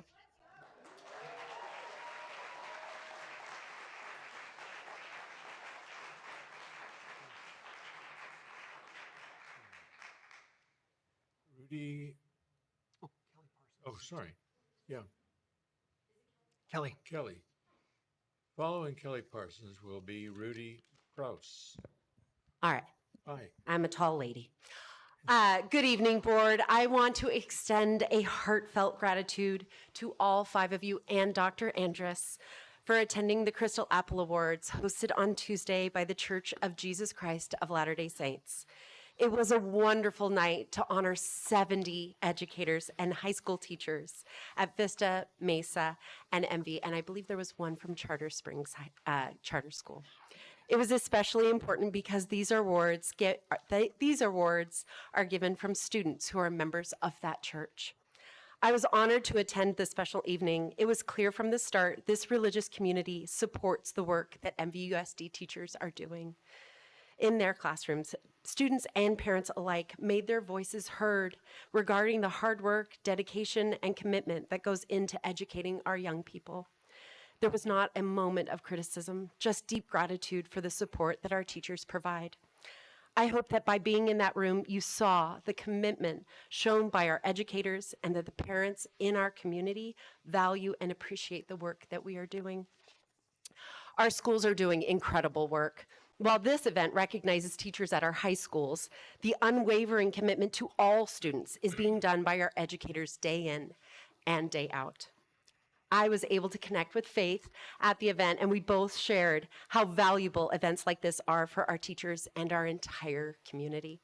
It is my hope that more houses of worship, service organizations, and our own district build more opportunities to celebrate our teachers and educators across the district.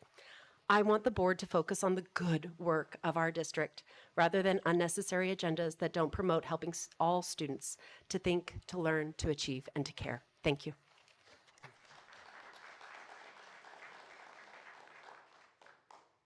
Following Rudy Kraus will be Ellen Larson. Welcome. Hi, nice to see you. Nice to see you talking more too. What we're looking at here is like massive mental illness going on in the United States, especially with the younger generation. You know, what is it, 20% of the kids now identify as homosexual? If you're bisexual, you're homosexual. 20% used to be what, 3%? I think we're seeing a manifestation of the parent's DNA passing on. We're seeing defective thinking. This is a brain virus. Just like with COVID, we got what, 80% of the population got jabbed? They shouldn't have got jabbed. That was a mistake. Brain virus. This is survival of the fittest. These people are not making correct decisions. We're seeing mental illness, and it's getting worse. This is the World Economic Forum Great Reset agenda we're seeing. It will continue. Klaus Schwab to Obama, Biden, Obama, to Newsom, to the school districts. That's the dictation here. You guys are in a very precarious position because you have to go against the agenda. Now, Lon, you just comply with it. You must think you're a globalist or you're whacked out in your head. But everyone else, you know, the few that voted against or for this parental acknowledgement, you know, you have to stick your neck out. The parents have to understand that. You're risking everything, but that's the position that you chose. What are we going to do? The 2024 election will be stolen. Then the agenda will be accelerated by the World Economic Forum. There's only one option. It will be California and who's going to become the governor in 26. You can't vote Democrat or Republican because they're all part of the agenda just like Lund. You're going to have to vote for Kraus. I'm running for governor in 26. I will do what no one here can do. Vote Kraus, a man, not a mouse. I will stand up against the globalists. We're the 5th richest economy in the world. Yet we give our money to the globalists to implement programs to control us here in California. Now that don't make no damn sense. That's how you have a global homo program when we should be global heterosexual. This is what you should be teaching the kids. This is a vagina. This is a penis.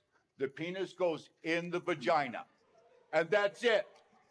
The rest of it, out of sight, out of mind.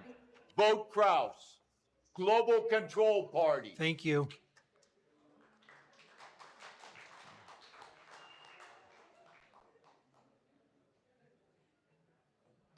Ellen Larson will be followed by John Vasquez. Welcome. Good evening. At the March 28th Board of Education meeting, there were some concerns shared about the Community Engagement Initiative, CEI presentation by the Murrieta CEI team about the perceived lack of academic achievement through family engagement. So I'd like to just share my responses to the concerns and clarify a few things. As I said that night, Dr. Joyce Epstein, professor of education and director of the National Network of Partnership Schools at Johns Hopkins University, stated, "Scores of studies across grade levels show that well-designed and well-implemented partnership programs create more welcoming schools, collaborative teachers, confident parents, and most important, successful students. It is time to implement strong and sustainable partnership programs at all schools with all families for the success of all students," unquote. Student success through family engagement can be defined as when families are meaningfully engaged in partners in their child's education, the outcome is a positive impact on student achievement. Students go to school more, their attendance gets better, they are more motivated, and that leads to higher grades. They're more likely to graduate from high school, more likely to go to college. There was also a concern about the RCOE teacher induction program. A phone call or an email to Dr. Andrus or to Mrs. Munchnick or a search on the district's website would have provided the information that Murrieta has its own teacher induction program. The Murrieta Valley Induction Program is a commission-approved teacher induction program which can recommend candidates employed in Murrieta Valley Unified School District for a general education clear credential and or a clear educational specialist credential. All newly employed teachers with preliminary credentials that must be cleared through induction are automatically admitted into the program and required to participate in the induction experience. And lastly, there is a question about where are all the parents? Well, they're all here tonight, aren't they? And I just wanted to, in the last few seconds, share that parents have different and unique levels of engagement, and all should be acknowledged and supported. Thank you.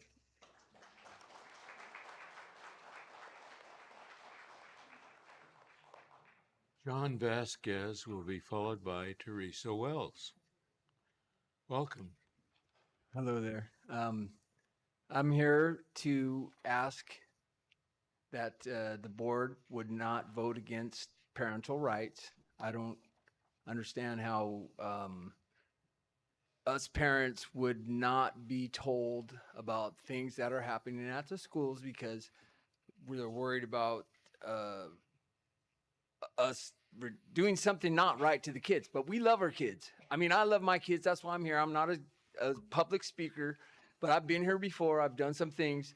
And so I'm just saying, please do not vote against parental rights. We love our kids. We're not perfect, but we still deserve to be able to know what's going on with our children. Also, to piggyback on top of that, because I know time goes fast here, but I'm more comfortable now.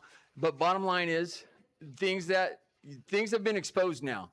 Okay, I was here on the August when we did the parental notification, but I was also here before at meetings speaking up, because that's what I'm supposed to do as an American person and be involved in things. But I listened to a young lady come up here and talk to you guys about why is the teacher in class to the elementary school. I forget what grade, but it was a young kid talking about masturbation and ways to do it, this and that. And so a young lady had to come here and expose that. And of course, after the meeting, they told me, oh, that's not happening here. It is. And then last week, I wasn't here, but I heard the lady talking about now there's opposite sex kids dressing in the locker rooms and they weren't told, and they called when they confirmed it, and they called, oh, our hands are tied, nothing we could do. There's something, you guys need to stand up, do what you need to do. But it's been exposed. People know what's going on. And first of all, the things that are being taught in the class needs to be adjusted. Also, the fact that a boy and a girl, and you talk about mental health and stuff like that, but you go along with the fact that boy is a boy and a girl, but you let them think in their mind that they can be something different. You plant an apple seed and you get apples. You can't, 1 + 1 is 2. The truth is the truth. That's what needs to be stood on.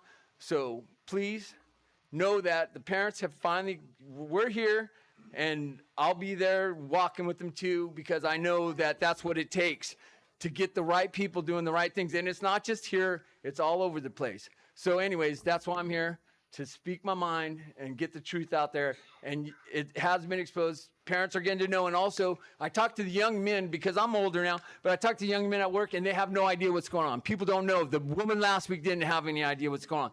So just know that people are here, and thank goodness the parents came out and spoke their mind.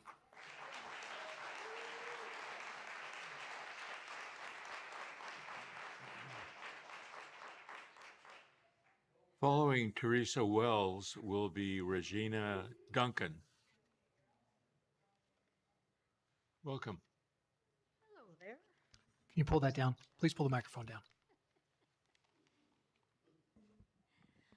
Hi, I'm reading this on behalf of Karen Poznansky. She states, due to an active investigation regarding a retaliatory threat by Mr. Pardue against myself and Jamie Goebel, I will not be in attendance at tonight's meeting due to safety concerns. I would like to address the board regarding action item G4. On April 10th, the California Department of Education released its investigation report regarding a complaint filed due to discrimination on the basis of gender identity and expression. The CDE ruled that Board Policy 5020.1 was a facially discriminatory policy. The CDE stated that the board policy, quote, on its face fails to comply with Ed Code Section 220's prohibitions against discrimination, period, end quote. This policy violates Ed Code and breaks the law. Local school boards are responsible for complying with these laws. Once again, I implore you to rescind this policy now. Mr. Pardue, you were quoted in the press enterprise stating, quote, this is a process that will make its way through the court system, and the state does not have the right to dictate to school boards, end quote. Are you suggesting that district funds should be allocated towards engaging in a politically motivated legal battle? Moreover, the CDE does possess the authority to intervene. According to the CDE website, quote, the CDE and the State Superintendent of Public Instruction are responsible for enforcing education laws and regulations, period, end quote. Mr. Pardue, please refrain from disseminating misleading information to the public. Such actions are irresponsible.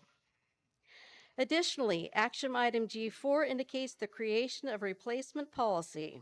It must be understood that if the new policy, regardless of wording, leads to the same outcome for transgender and non-binary students, resulting in the widespread disclosure of their identities to families without consent and violating their fundamental rights, another complaint will immediately be filed with the CDE. Let me be clear here. The 3 board members who initially supported this policy did so with the intention of subjecting our LGBTQ students to fear. This constitutes discrimination. Quiet, please. Quiet, and please. abuse of power in its most blatant form. Thank you. Quiet, please. It's Regina Duncan. Yeah. And after Mrs. Duncan will be Frances Burns. Good evening. I can't imagine that we're led to believe that the same folks who got it wrong in Sacramento during COVID seem to have gotten it 100% right this time around. Ms. Tomasian, glad that you're here because you were one of them sitting up there eating your Oreos while Gavin Newsom had us under lockdown with fake shields and ridiculous ambiance. No more than a minute after Ms. Julie Diaz announced that we would be going live, did she whip out a mask. So the audacity to bring up funds, once again, I feel like our children were masked longer than need to be over money. And Ms. Lund, you brought that up separately on a conversation about how important money is, and I was asked to leave the meeting. So I do know what I'm talking about. The things that have also been talked about this evening have been so moving and powerful with the parents that have had the courage to come up here. The points that they have made have been very valid. And I'm scraping away at what I've written down because most of them have already touched on it. Once we're a parent until hopefully our children put us with the worms. So up until the point that we are worm food, we are not with them as a high school teacher is if they're with them from 9th to 12th grade. If they're with them 180 days at an hour a day, that's 720 hours. I am a lifetime with my children. So the audacity to tell my children to harbor secrets from me is arrogant and grotesque. We are looking to bridge a gap and have support. Same as the mandated reporters bringing a separate counselor to bridge the gap and bring in support. At no point is it going to be ever safe for somebody to lead a double life. And that is what we're telling them to do. You be somebody at school. And when you get home, you better button up and be somebody else. Who are you helping? And the teachers you're asking to put this on them to do that, what does that do to them? There are some serious questions. If we voted and didn't implement, are we doing the same COVID shenanigans under another guise and under another name? Is this a slippery slope we're gonna fall down for money? I find it very, very upsetting to have something voted for and not implemented. We have shaken up this board before. Ms. Tomasian was removed, holding a seat and sitting as president. Quiet, I'm please. glad you didn't run. You wouldn't have got the votes. That's it.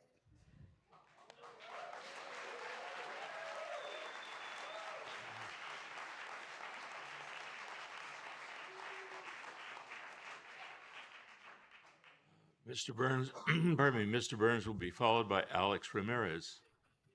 Welcome.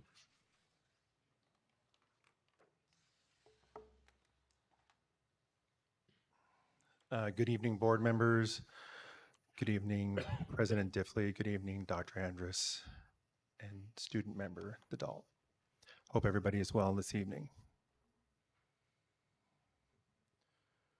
This is from the CBC News, posted March 13, 2024. Headline reads, Health Service in England curtails puberty blockers for minors. In a policy document released Tuesday, the NHS said that the following a review of published research, we have concluded that there is not enough evidence to support the safety or clinical effectiveness of puberty suppressing hormones to make this treatment routinely available at this time.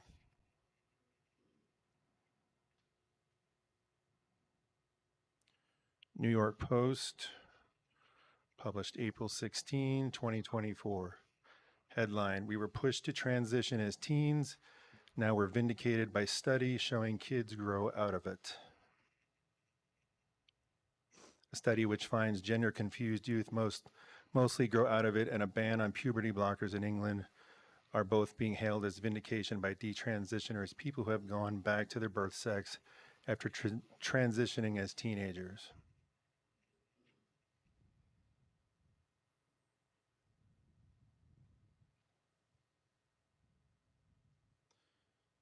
The reason I brought this to your attention is despite these realities in this study or in this state, children as young as 12 years old are allowed to go down this path despite the severe possible ramifications. And what I would ask, especially Board Member Lunn and Board Member Young to consider is this. Would you really be comfortable if you had a son or daughter who came to me or another teacher and they wanted to change their name or gender or go down this path possibly, and you not know about it, but I do, would you really be comfortable with that? Or would you want to know about it? Please give this serious consideration. And I stand in favor of the parental notification policy. Thank you for listening.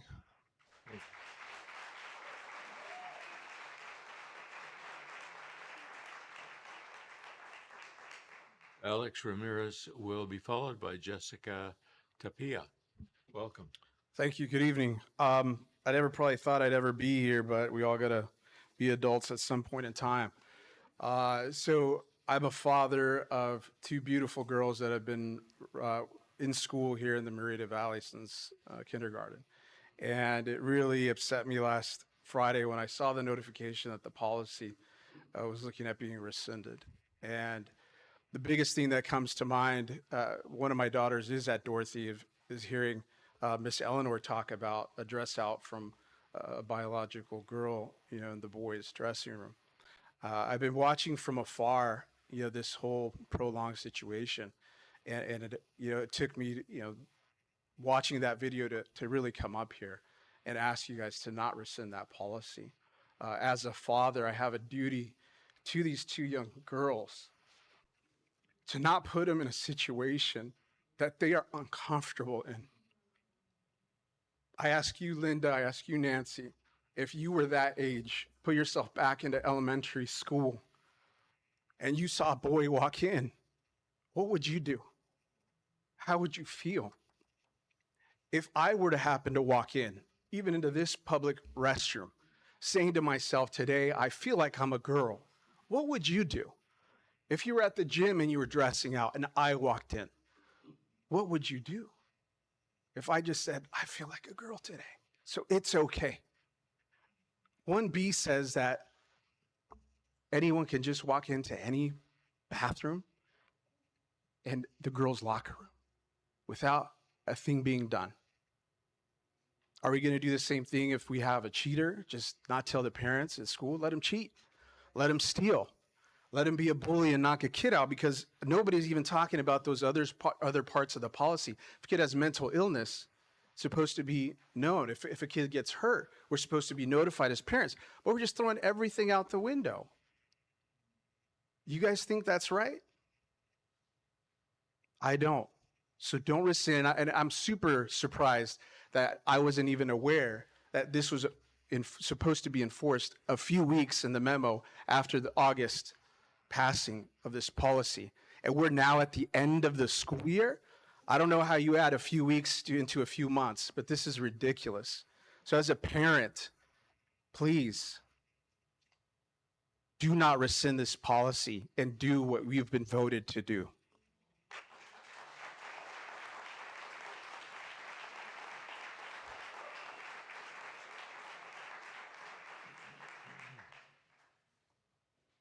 Welcome. Good evening, members of the board. My name is Jessica Tapia, correspondent with an organization in the community called Our Watch, which stands strong for conservative values impacting the public square and not the other way around. I'm also the teacher that was fired last year from a district down the freeway for refusing to lie to parents and refusing to allow boys into my girls' locker room. So needless to say, I don't take this topic lightly. Upon hearing about the rescinding of the parental notification policy, my first thought was, someone must have scared them. As I read through the notice that was sent out to parents, my thought was confirmed. The state and Department of Education did what we know they would do and bullied you. They are claiming that the policy is not congruent with Ed Code 220, so let's read that. It states that no person shall be subjected to discrimination on the basis of disability, gender identity, gender expression, nationality, race, or ethnicity, religion, sexual orientation. Please inform me how telling the truth to parents about the well-being of their own child is discrimination. It's not. If anything, withholding information from parents or lying to them about their child is where the real discrimination lies. That is discriminating against the constitutional rights of parents. Do not let the state fear-mongering keep you from doing what you know is good, right, and true for the students and families of this district. I thought I would also include the latest on the case with the 2 Escondido teachers who have sued the state of California for asking teachers to lie to parents. Judge Benitez agreed that the teachers' religious beliefs were violated by being asked to lie to parents, and wrote that students in that position would be harmed because they need parental guidance and possibly mental health intervention to determine if the incongruence is organic or whether it is the result of bullying, peer pressure, or a fleeting impulse.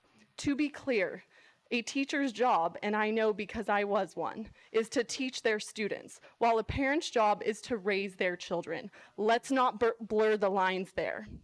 Lastly, Board President Mr. Diffie, I want to encourage you to leave the legacy behind of protecting children, standing for parental rights, and fighting for the truth. Trust me when I say that you all want to be on the right side of history when it comes to this war on our children.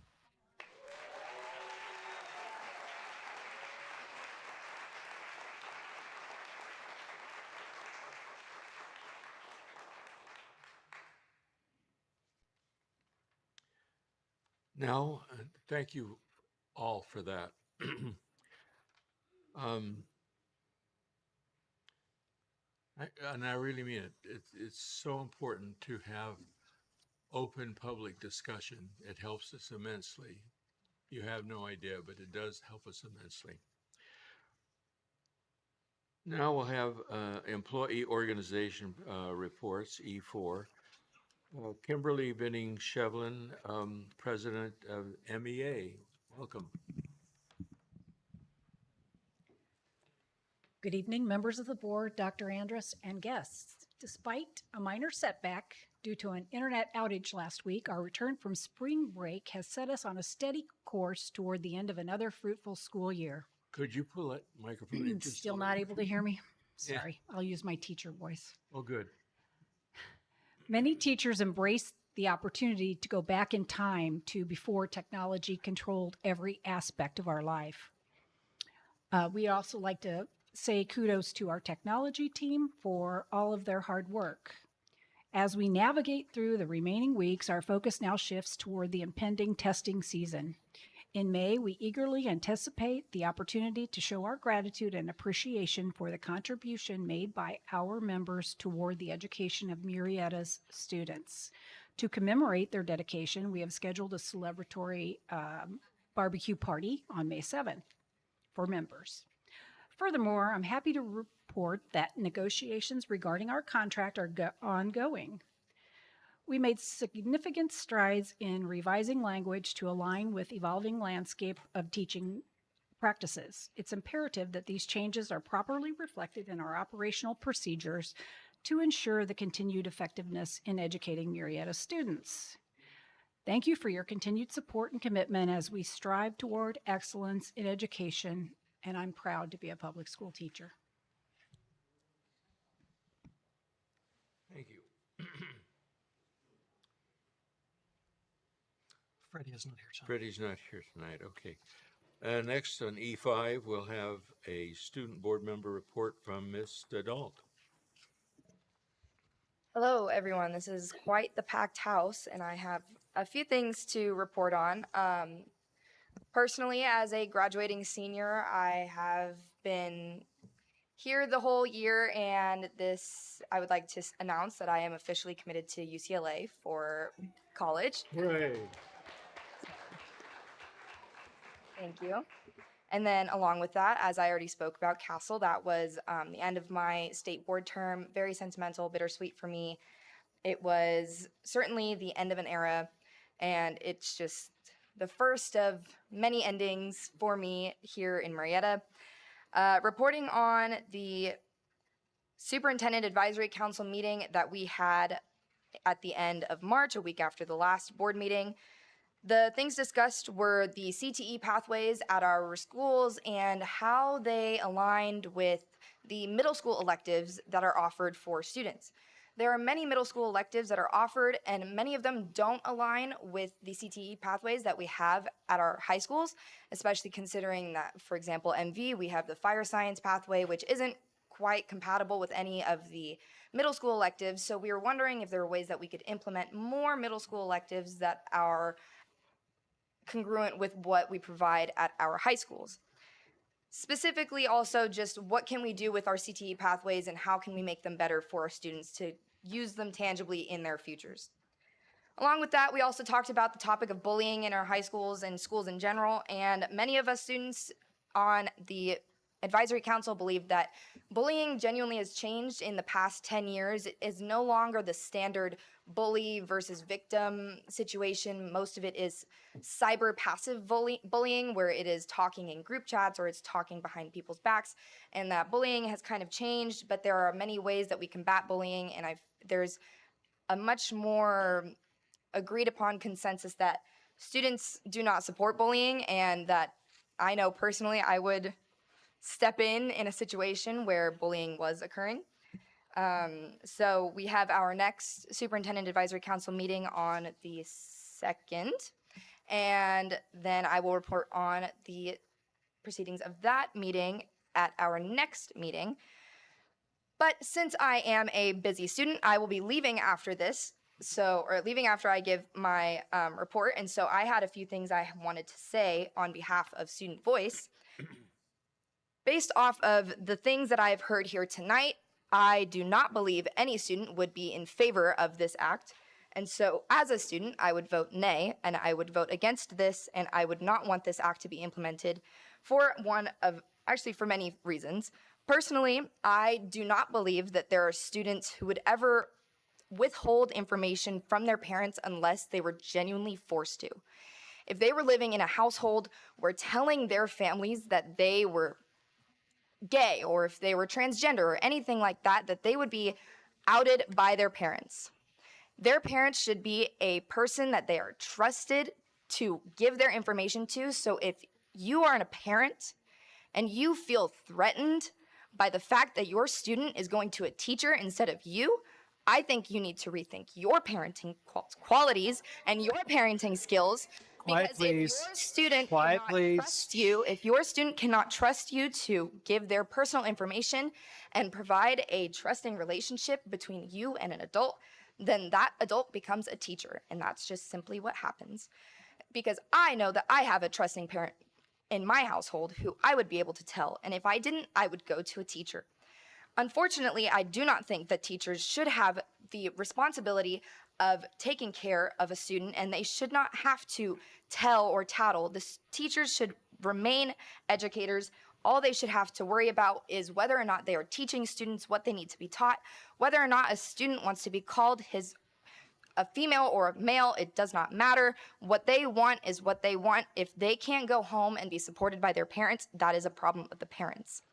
Secondly, many of the examples that you guys are using in terms of if we can tell parents that they got into a fight or if they were breaking rules, how is that the same as being transgender or not heterosexual? That is not the same.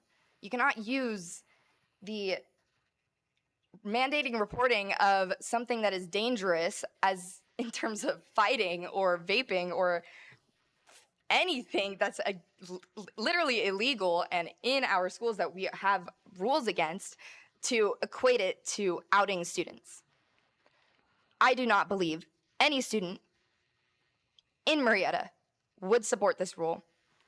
And so as a result, I am saying nay to that, and I'm going to go home and do homework.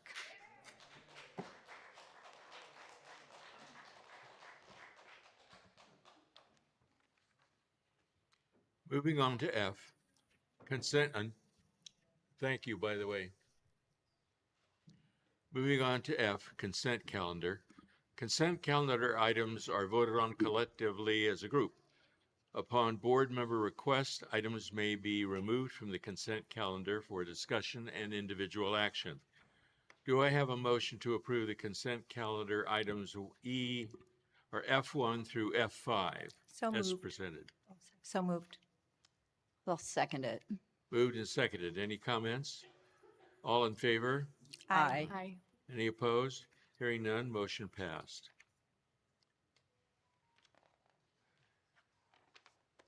And I should mention, I like to do this. The consent calendar contains a lot of things. But a couple of the things are we ratify purchases and warrants issued, acceptance of donations, and approval of minutes. It's just normal stuff that happens every month, so that's why we lump it together. G1, presentation of the profile of a graduate. Ms. Shriver.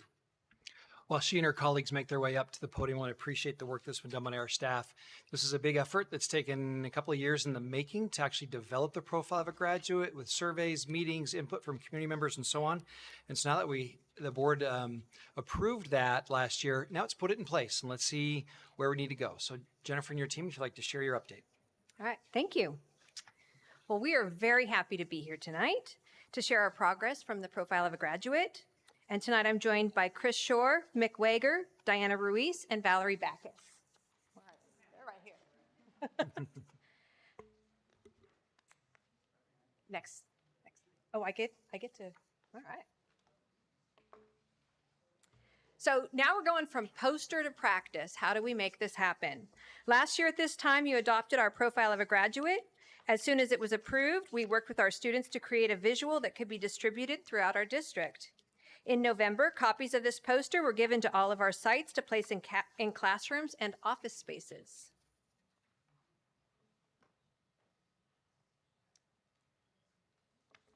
We've continued our work with U-Science.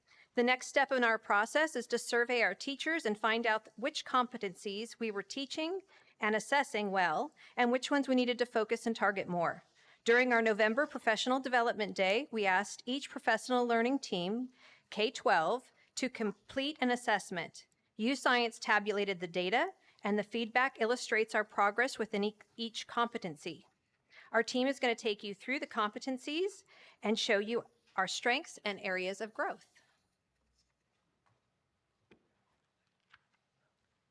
And the first of those 4 competencies was academically ready. As you can see, the teachers' responses. This was particularly focused on the course. In other words, does the course you teach these things and prepare the kids? And you can see there's room for growth, but we also have some strength in this area. If you'd raise that microphone up. There we go. And so we have some strength in this area, still a bit of room for growth.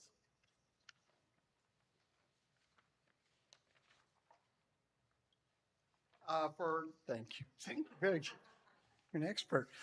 Of the 4 competencies, the results for civic mindedness demonstrates the area we can have the most growth in. We're pleased to see that one of the very strong areas, though, that we have is that of interacting respectfully and showing empathy for others. And this reflects the strong values of the Murrieta community and MB USD. So we're glad to see that.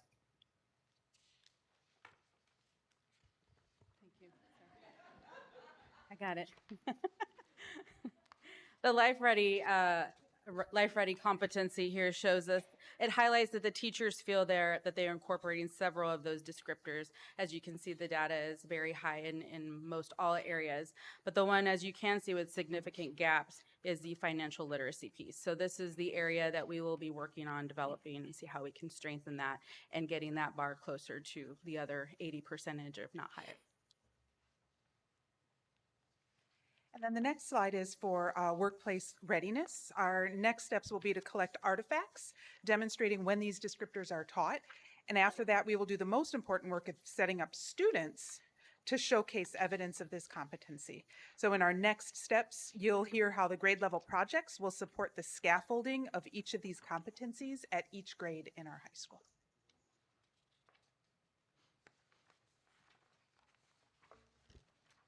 Okay. Our next step is to create an implementation process. We've reflected on what we are currently doing. Now we will backwards design a plan to address all of the competencies and descriptors. We met with U-Science actually today to debrief and share our needs and expectations. We meet again with them in June to review timelines for next year. Concurrently this year, we've been working with a team of staff from our high schools to revise our grade level projects. We have set the profile of a graduate as the measurement for the senior culminating project. This team has been incredible, and we have had amazing conversations about what these projects could look like, Mick, Diana, Valerie, and Chris have been leading this effort and will continue this work throughout next year. Being able to bring together all of these initiatives under the umbrella of the Profile of a Graduate has been a rich experience.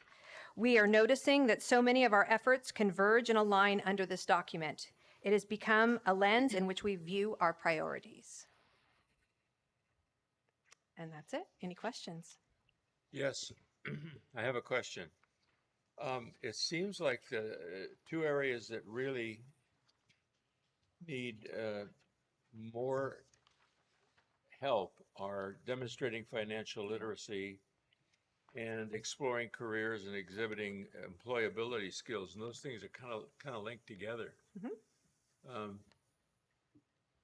Why is that?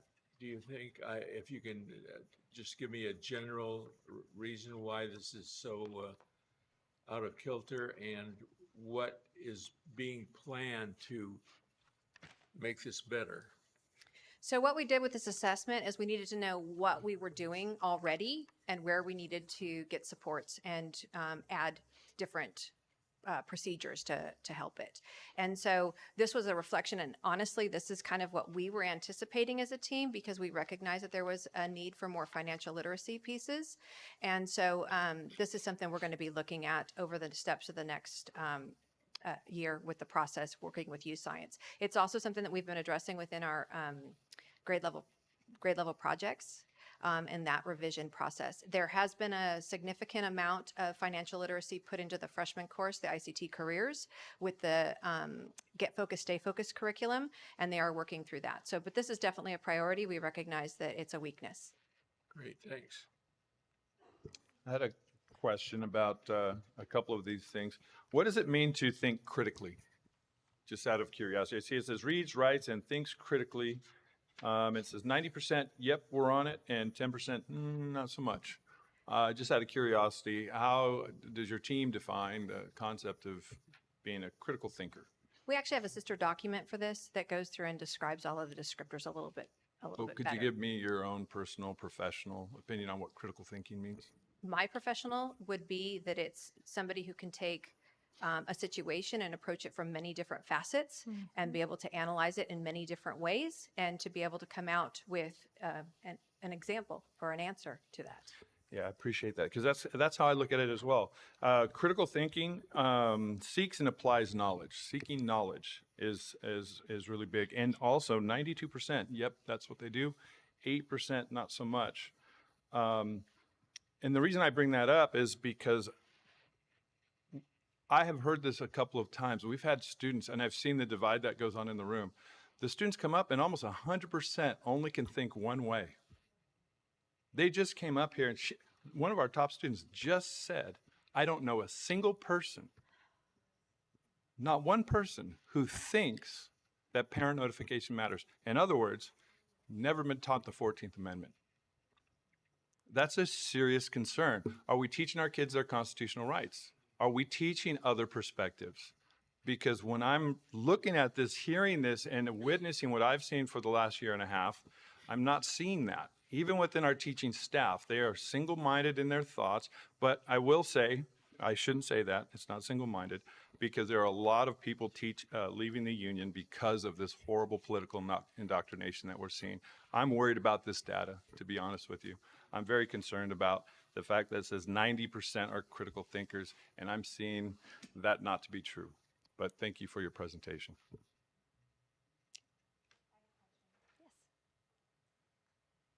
Sorry, that's okay. There we go. Thanks. On this, the civic-minded one participates in the democratic process. I was in a meeting, I can't remember who it was, senior staff, but I don't remember exactly which meeting it was, but there was a discussion about whether or not we should have, I think it was in 8th grade, and so you probably weren't there, but whether or not we should have the kids at some point in time be able to pass the citizenship test. And I don't know if that's been discussed or if it's on its way to becoming reality, or it's nothing that I have any further information about. So, but I can go and find out some more information about it for you if you like. So Dr. Andrews, do you remember that? I can't remember who was in the meeting with We'd me. had a conversation about, I don't remember exactly which context it was, if it was the middle school achievement one or which one it was. We did speak about the concept of the citizenship test if students, actually it was the senior class Senior who take class, yeah. government, not 8th grade. Yeah. So if a government student, which would be interesting, because Mr. Party, I think you teach government too, right?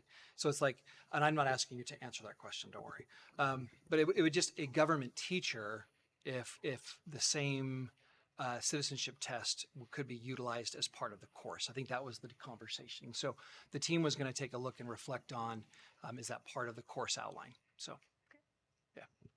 And that actually sprang from a television report earlier that talked about the paucity of students' knowledge of things going on in the United States. They couldn't name their senators. They couldn't name their, it goes on and on and on. And I thought it was a good thing to explore. Additionally, I have one more thing to add. I do know, again, having conversations with kids who've gone through the IB program, which we kind of rave about at MV, they don't take economics, and it's a gap. We cover it on paper, but the students aren't actually being taught that information. And I'm kind of curious as we go through profile of a graduate, and the reason I'm kind of roasting that side of the whole thing is just, what are the skill sets that the kids have and can demonstrate? I think that goes to your question about the civics test. Like, what do you know about our Constitution? What do you understand about our constitutional rights? And or big issues. Parental rights, by the way, it's a national issue. It's all over the place. So our students should be exposed to both perspectives. No one should be coming up here saying, I don't know a single soul who's on the other side of this argument. And that's the point that I'm trying to make. Well, thank you. Thank you. We appreciate your work. Thank you very much. Moving on to G2 is a presentation of the proposed new curriculum, World Languages for grades 9 through 12. Advanced Placement Literature and Composition for grades 11, 12. Advanced Placement Language and Composition for grades 10 and 12. Jennifer, you back? Oh, you're back for this one. Thank you. Wow. Oh, that was quick. I just like it up here on the mic. Okay, we are excited for this one as well. I brought my own people.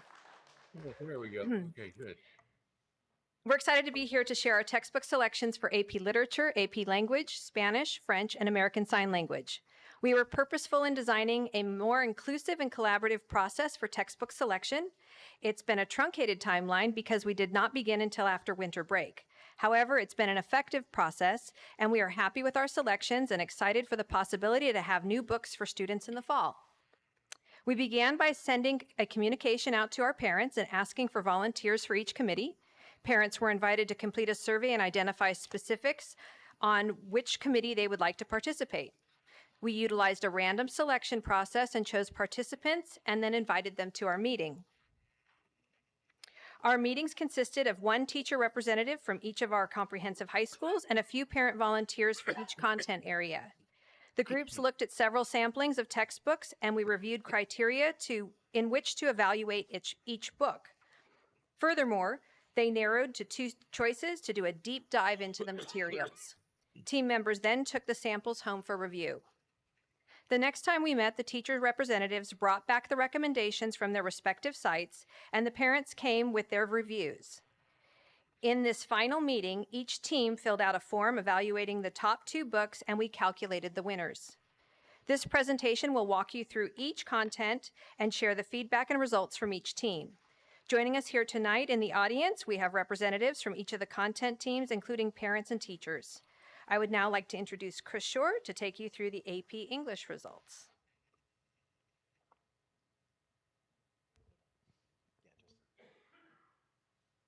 There you go. So for English, the teachers had come together and decided on what they wanted to recommend for the books, and then we had the policy that said passed that said we wanted parental involvement. So we included them in this round as well.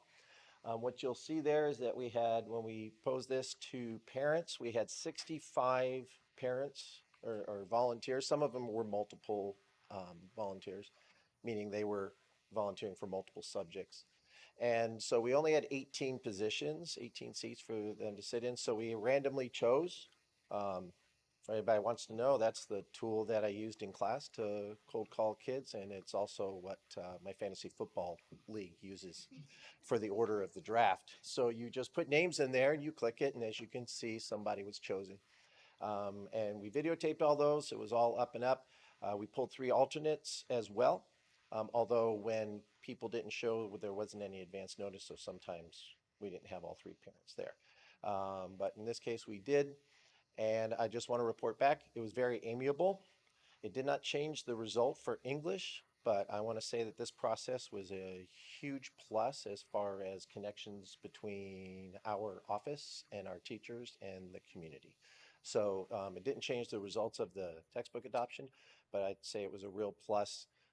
Teachers appreciated the parents, parents appreciated the teachers. It was just short of a love fest. It was really nice. Okay, any questions on that? Okay, then, oh, here was the teacher criteria. I did want to share this.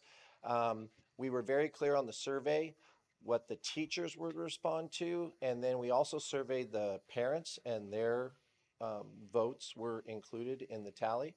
And I think that's the next slide. Yep. So we didn't ask the parents to be experts on the standards or things of teaching, but we did ask them questions that were more about things that they could give us that we didn't know, like how is this affecting your child at home, and is it engaging, and is it helpful to them? You will see some of the comments I posted there. Those are directly from the parents that were involved. And so the ones that we are offering to recommend are the language of composition and the literature of composition. That's for AP Lit and AP Lang. It's the same publisher. That was a bonus. And so the parents liked this just as much as the teachers did. Those are your scores. So out of the 2, Bedford was for both. This is all recorded. We have all the data and the votes from those. Bedford for literature had 2 different books. The other one was AMSCO, and Bedford won. And as you can see, it was pretty solid out of a 4-point scale. Yeah. And next, I think is, yep, here's our stars. Those are the ones we chose. So that's what the official teachers and parents, that panel, would like to recommend to this board to adopt for AP Literature and AP Lang next year. Now I'll hand it over to Will.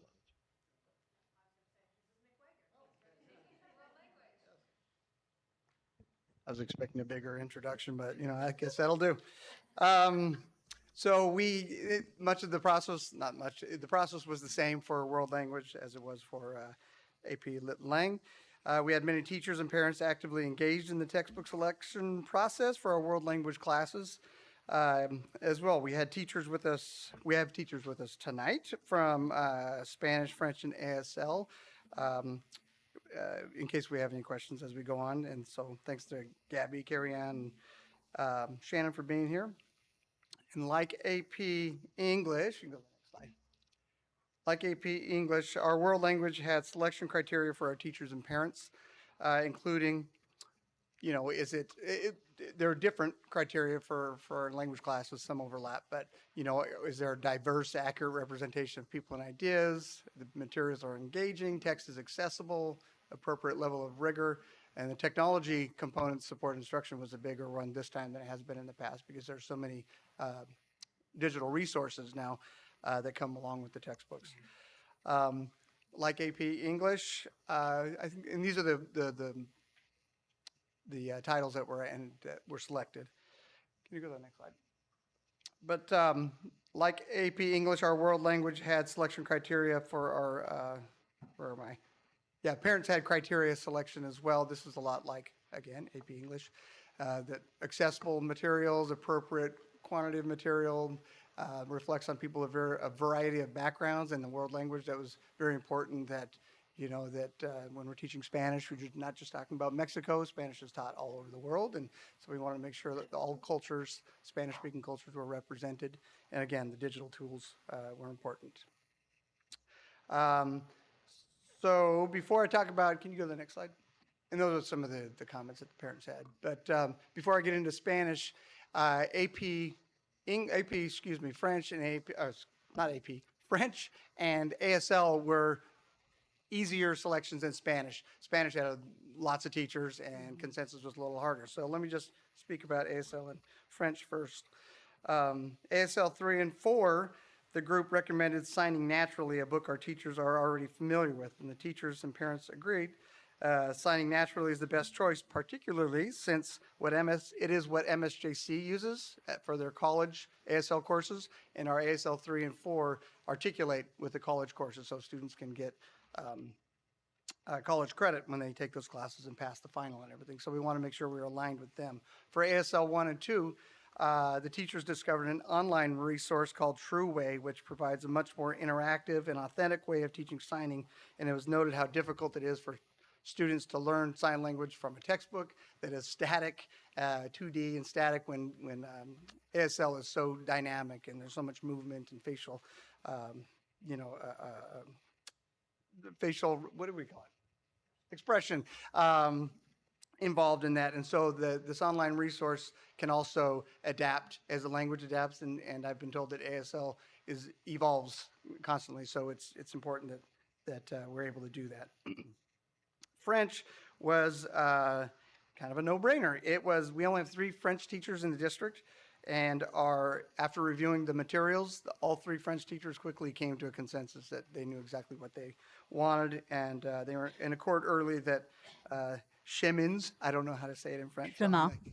I Say it? speak French. I know you do. Chemin, it means like Chemin. roads and way. Yeah, I'm a French teacher, so I'm familiar with all the French books and actually most of the Spanish. So. Okay, well, very good. Yeah. And that the publisher was Vista Higher Learning, and they decided that was the best choice. Yeah, they have really good online interactive stuff for students, the Yeah. best I've seen. So Yeah, I was using that too. Very much. They said we don't even need to discuss. We know exactly what we want. Spanish, because there are so many Spanish teachers across the district, they needed a little more time to research and reach consensus. The teachers requested and were given a full day to review the various textbooks. They quickly narrowed the choice down to 2 titles for Spanish 1, 2, 3, and 4, and noted the strengths of both. A survey was conducted, just like how Chris talked about earlier. Though it was closer than the other languages, the group's recommendation for our Spanish 1 through 4 classes is reporteros. How's that? Good? Yeah. For our AP Spanish and Heritage Spanish, also known as Spanish for Spanish speakers, the choices were unanimous. Those are also easy choices, but you could see that it was somewhat close. There was some lively debate, but in the end, the parents were in accord also with the teachers that reporteros was the one for us to recommend. That's it.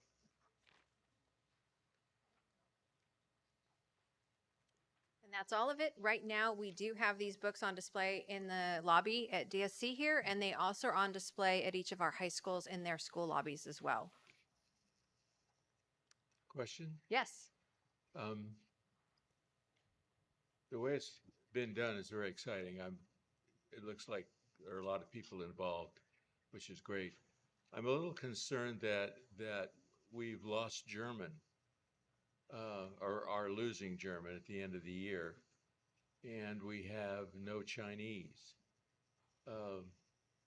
German is the language of the biggest industrial nation in Europe.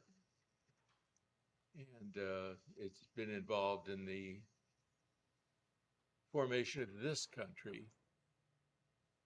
And I just wonder if it's been promoted enough or what the decisions have been. And you may not know this, I'm just, kind of throwing it out there because it feels like we need more languages rather than fewer. What are your thoughts? I know it's challenging in a master schedule to have more languages because, especially when you've got so many different levels, so you're taxing the master schedule a little bit more. So I know at MV they already offer 3 languages, and so that's what was happening is when you have all of the kids having to make a decision, there's going to be one that comes up usually with less. And so I think that's what happened is it was just a gradual and a natural decline, and so that's why it's gone away. That's my understanding. Interesting. Thanks. Because we really do, we look at student, who's signing up for which classes. We go by student need. And so we let students choose, and by the ones that they choose, those are the ones where we add sections to and so forth. So it really is student involvement, student choice. Well, from a standpoint, how does a student know at the beginning what they need in terms of a language? That's sort of nebulous to me. And I'm not No, being picky. I completely wonder. hear you. There's a lot of really fun languages out there. It's nice to have access to them. Any other questions? Just one tiny question. So will they be on display till when? Until the next board meeting. Okay. When you guys will do the vote. Okay, thank you. Thank you. I would just like to thank you guys because I know the instructional material update that both Mr. Diffley and I worked very hard on with Mrs. Muchnick, and I know everybody else on staff worked, and there was some trepidation about it. I understand that. And parent engagement is something that I've been fighting for this whole time, and I was so happy to finally pass that board policy. So thank you for that, and thank you for involving the parents. That voice is really, really important.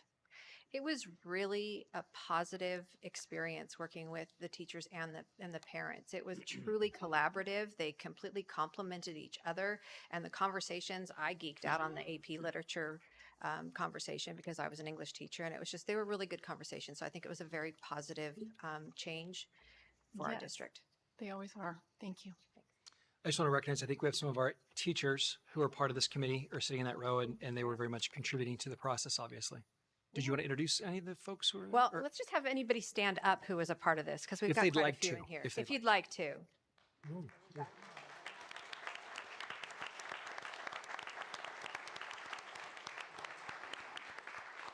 Thank you. We know it's Thank you it's very additional much. time. I know it's been a lot of years since we had a Spanish book. Like kids have gone all the way through the system, and we were using the same book. And so it's I don't know about the AP ones, but it is nice to be able to have the resources available to update materials at this time. So we're glad that we're going through the process. Could I ask how long has it been since they've gotten the books? 20 for world languages and AP. AP Never. Lang has never had a textbook. Neither has? Okay. They've had, that's right. They had Norton anthologies, and then the teachers would compile and create all of their own. Especially the AP book, is that a norm? Was that a norm across schools, or are we one of the schools that was lacking that? Out of curiosity, like compared to other, like when you go to a conference, you run into other teachers who, was that common? Was the AP? CDE.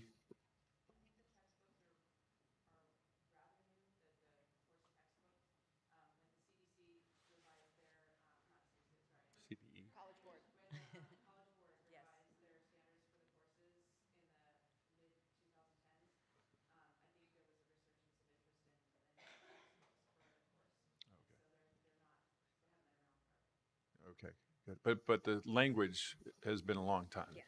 Okay. Thank you.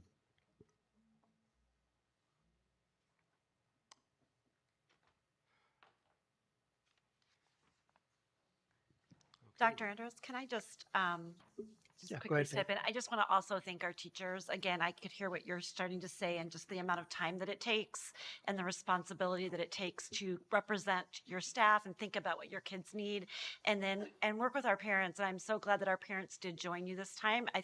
I'm so pleased to know that it was a rich experience for you. Just thank you for your time and effort. I agree with that as somebody who's gone through the selection process multiple times because you spend a lot of your evenings and weekends, you're not getting paid for it.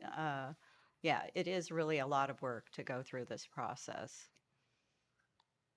I think it's great to have other people like the parents to bounce ideas back and forth.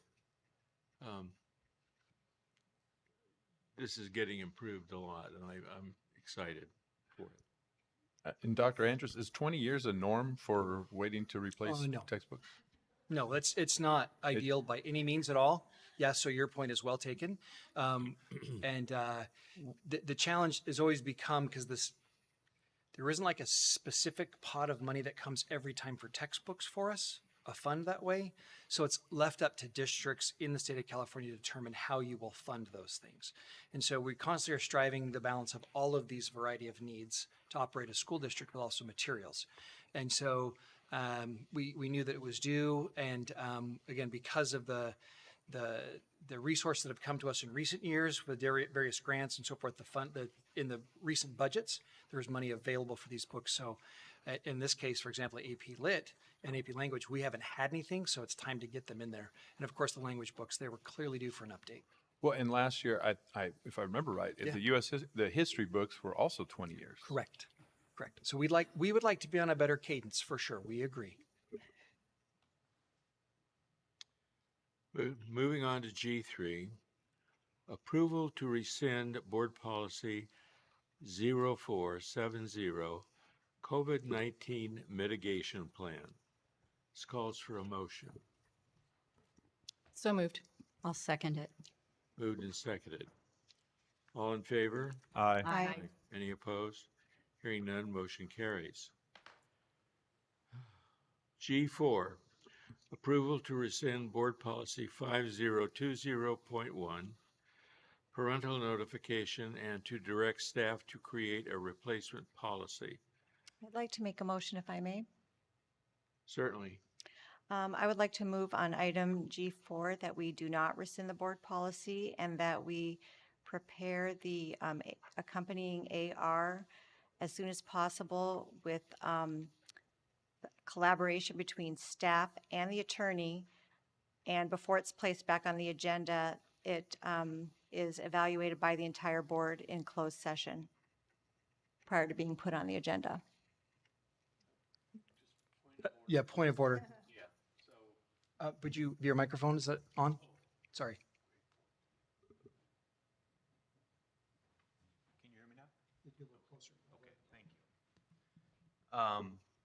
So that is not the motion that's not the approval item that's before the board.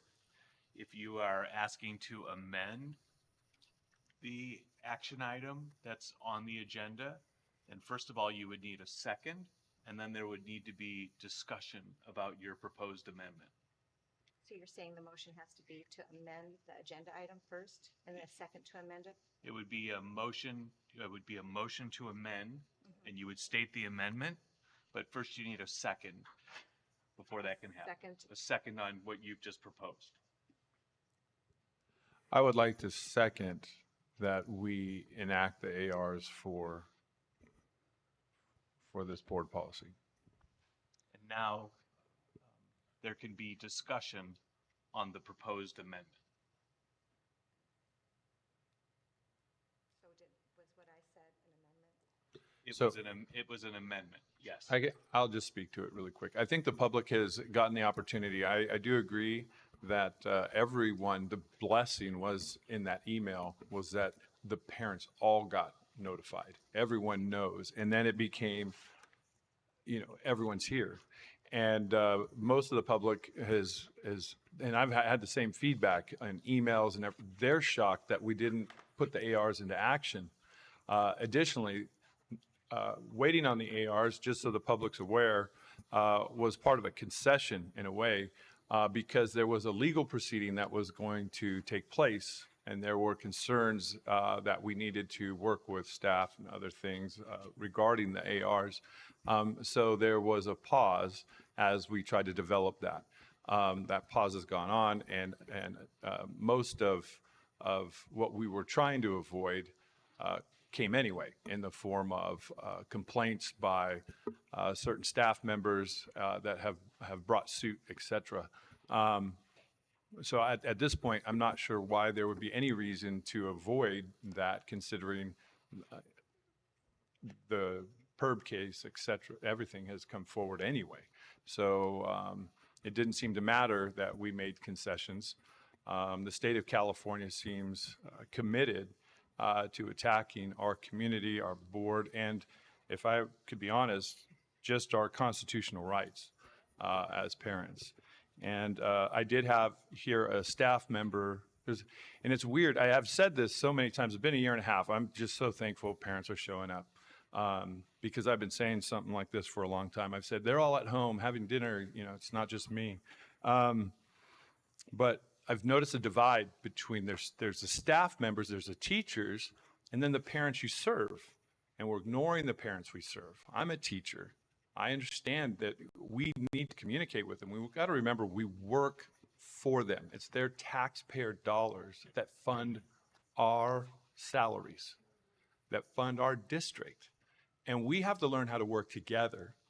And unfortunately, we have radical members within the teaching community that decided to bring lawsuits against our very district.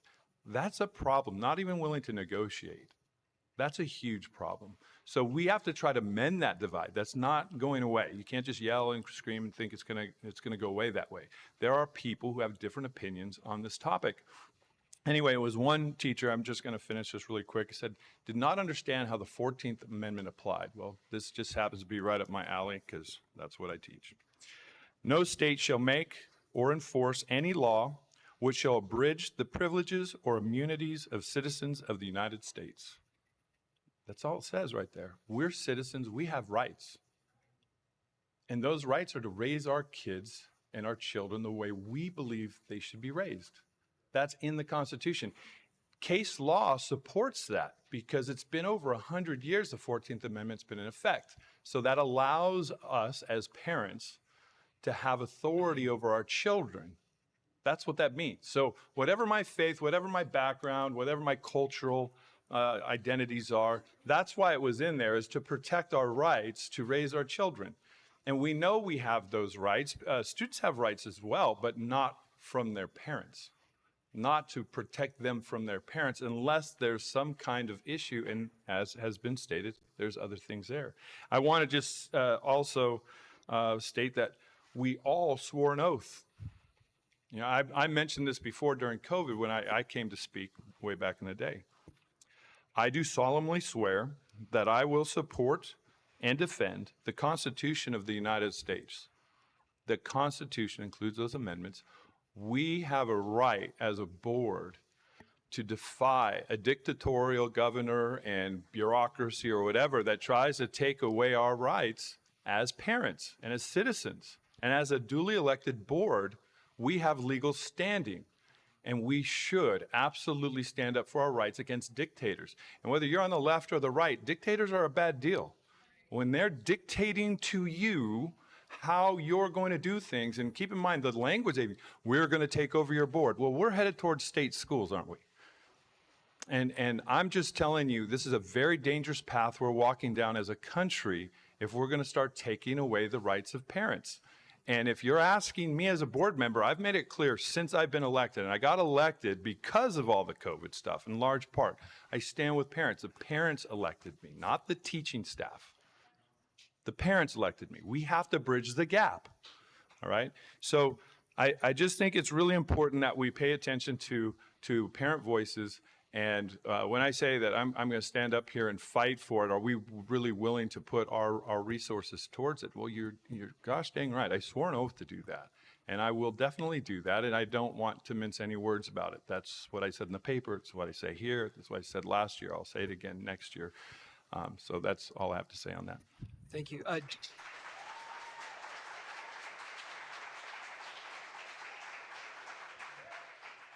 Mr. Pearl, just to be clear, the original G4 item the motion has been amended.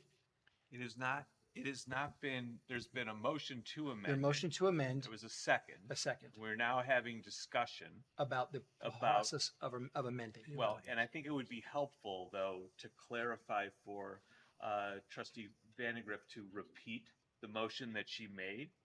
And then ultimately, the board does have the right to vote on that amended motion. Not whether to amend, but to vote on the amendment offered. So just vote to discuss the amendment. Right? No, the board is discussing the amendment. Correct. And the vote would be whether to approve the motion that Trustee Vandegrift offered. Okay. So if you would repeat that then?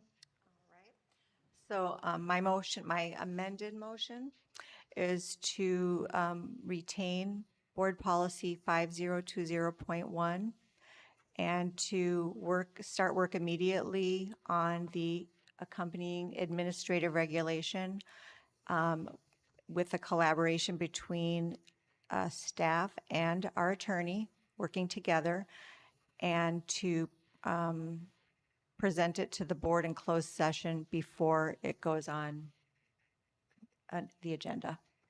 And I The understand open that's what session. you seconded, Mr. Purdue. Thank you. I just wanted. Yes, I second that.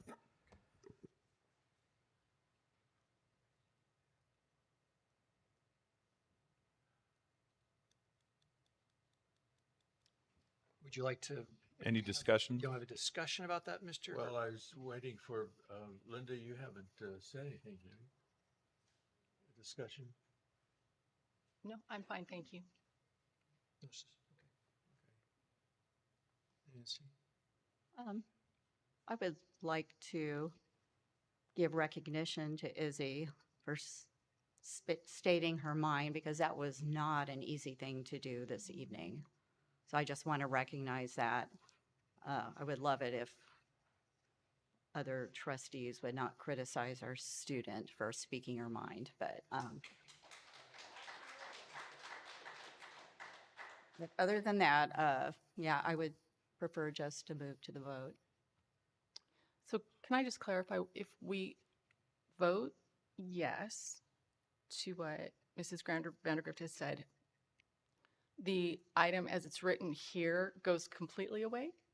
Yes, the amendment supersedes and Okay. replaces I just want to make sure I understand that. the item, Got it. yes. Okay. Okay. All right. We're voting Can on I the get, amendment. I want some clarification because there was a little bit, I think you did bring up a gray area. So once we vote, as we're voting, then we're automatically saying we're keeping the policy. A yes vote To amend. would maintain the current board policy and would require, my words, would require moving forward to implement the administrative regulation. It would keep 5020.1. Correct. Okay. But if this if this motion fails, then the board is required to return to the main motion, to the main approval item. Okay. Just to be clear.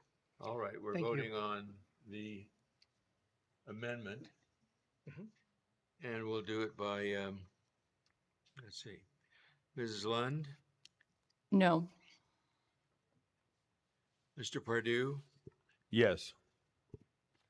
Mrs. Vandergriff, Yes.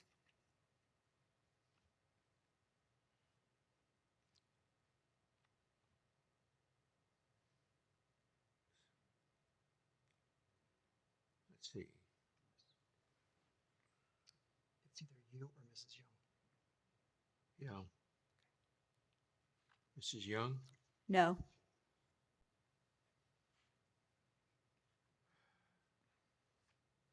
Mr. Diffley, yes.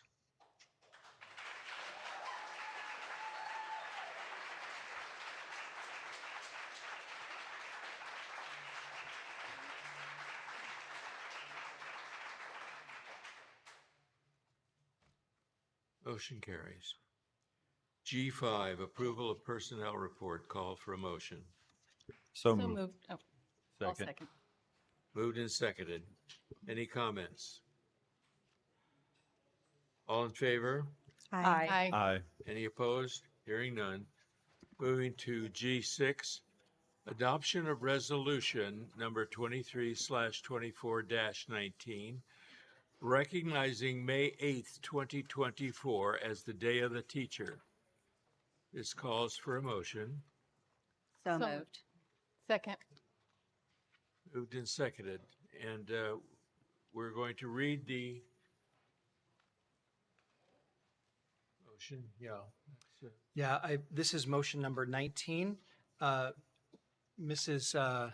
Young will read the first part and Mr. Pardue the second half. Okay. Shows the opposite on Oh, your, sorry. um, If it's just take turns. want me to Whatever you're start? doing, do it. Okay. Whereas by nature, California teachers are proven leaders in bringing inventive practices and creativity into their classrooms every day. And whereas California teachers accommodate the changing needs of students by revising their teaching and learning models. And whereas California owes much of its success to its public schools, colleges, and universities that produce scholars, thinkers, and an educated workforce. And whereas California teachers fill many roles as listeners, explorers, role models, motivators, and mentors. And whereas California teachers work to open students' minds to ideas, knowledge, and dreams. And Whereas California has produced the thinkers, the scientists, the inventors, the technicians, and the engineers that have led our state to become the 8th largest economy in the world. And whereas California teachers advocate for currently provide the public education all students deserve. And whereas California teachers continue to influence us long after our school days are only memories. And be it therefore resolved that the Murrieta Valley Unified School District Board of Education hereby recognizes and wishes to honor the contribution of teachers to quality education in the state of California and in the Murrieta Valley Unified School District, and declares May 8th, 2024 as a Day of the Teacher in the Murrieta Valley Unified School District. Passed and adopted by the Board of Education of the Murrieta Valley Unified School District at a meeting held on April 18th, 2024 by the following vote. All in favor? Aye. Any opposed? Hearing none, unanimous. Oh, you better read that last part. Oh, one more paragraph. Do I read this? Okay. I, Nancy Young, Clerk of the Board of Education of the Murrieta Valley Unified School District of Riverside County, California, hereby certify the above and foregoing resolution was duly and regularly adopted by the said board at a regularly scheduled meeting thereof held on the 18th day of April 2024. In witness thereof, sorry, keeping everybody in suspense here, I have set my hand and seal this 18th day of April 2024. Great, and you'll get the original document to sign. It's exciting, I mean, how often do you get to do that? Okay. All right, and we move to G7, which is the adoption of resolution number 23/24-20, recognizing May 19th through the 25th, 2024, as Classified School Employee Week. This calls for a motion.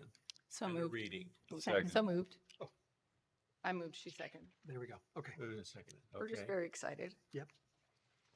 And Mr. Diffley, I want to thank you for allowing these resolutions to be read out loud. They're important, and this is, really focusing on what matters. I agree with you. Yeah. Right? Okay, the third week in May has been designated as Classified School Employees Week. And for those of you who are listening, classified employees are all of our employees who are not certificated teachers. So that's a crossing guard, that's a librarian, that's a health tech, many, many more. And they really are the backbone of our school district and keep our schools up and running. So this is really important. Okay, sorry, I'm gonna get back on task. The third week in May has been designated as Classified School Employee Week in California by the California School Employees Association and the California State Legislature. And whereas classified employees provide valuable services to the schools and the students of the Murrieta Valley Unified School District. And whereas classified employees work through challenges and uncertainty to make certain the students' needs are met. Whereas classified employees play a vital role in providing for the welfare and safety of Murrieta Valley Unified School District students and staff. And whereas classified employees employed by the Murrieta Valley Unified School District strive for excellence in all areas relative to the educational community. Be it therefore resolved that the Murrieta Valley Unified School District Board of Education hereby recognizes and wishes to honor the contribution of classified employees to quality education in the state of California and in the Murrieta Valley Unified School District, and declares May 19th through 25th, 2024 as the Classified School Employee Week in the Murrieta Valley Unified School District. Passed and adopted by the Board of Education of the Murrieta Valley Unified School District at a meeting held on April 18th, 2024 by the following vote. It's been moved and seconded, right? Yes. All in favor? Aye. Any opposed? Hearing none, motion passes. Okay. I, Nancy Young, excuse me, Clerk of the Board of Education of the Murrieta Valley Unified School District of Riverside County, California, hereby certify the above and foregoing resolution was duly and regularly adopted by the said board at a regularly scheduled meeting thereof held on the 18th day of April 2024. In witness thereof, I have set my hand and seal this 18th day of April 2024. That's it. Thank you.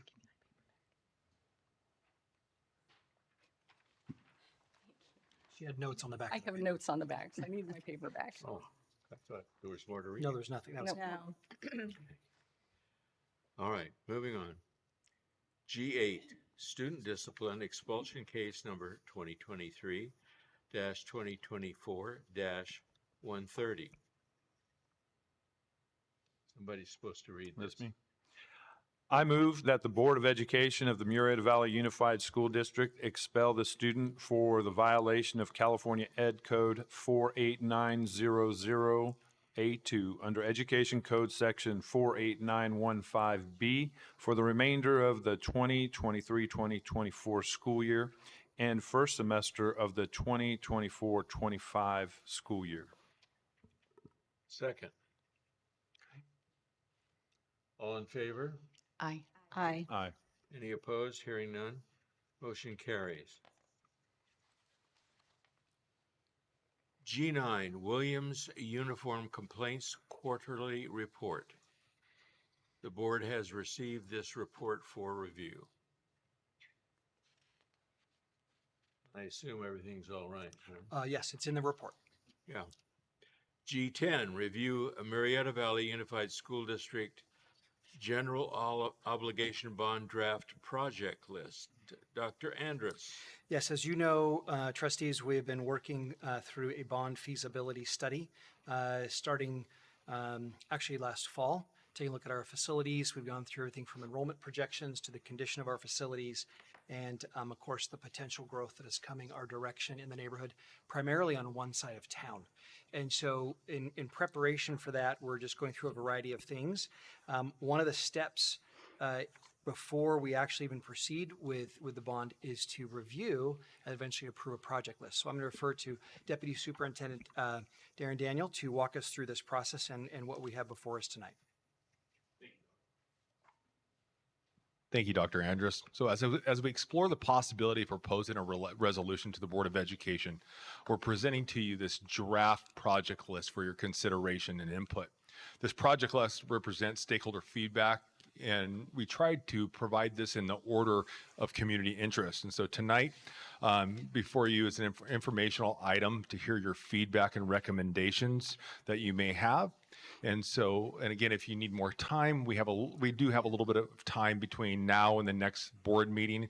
And so if you need a little bit more time to digest this document, you can provide Dr. Andrus or myself feedback through email for future consideration. But our goal through this process is to put together a resolution that would include a project list. And again, this is done in cooperation of not only our consultant, but our district bond attorney and finance group to what projects would the district support if in fact it was a bond was placed on the November ballot. And so this will come back as a package for you to be able to take action on. Codify, yeah.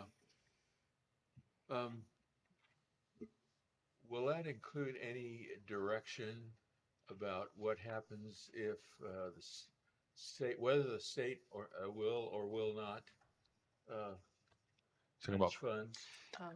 So this is actually somewhat independent of what the state matches. It just, if they end up matching funds, it allows us to do a few more things. And so those, and so that perspective is a bond at the state level would be on the ballot as well. And so right now that again is in process. And if that bond opportunity was to pass at the same time, a Murrieta bond would pass, there could be matching funds for us.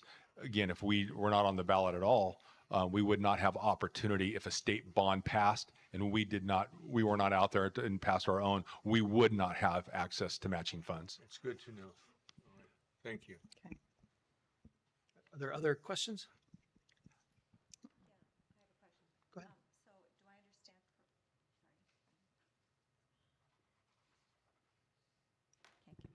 There it is.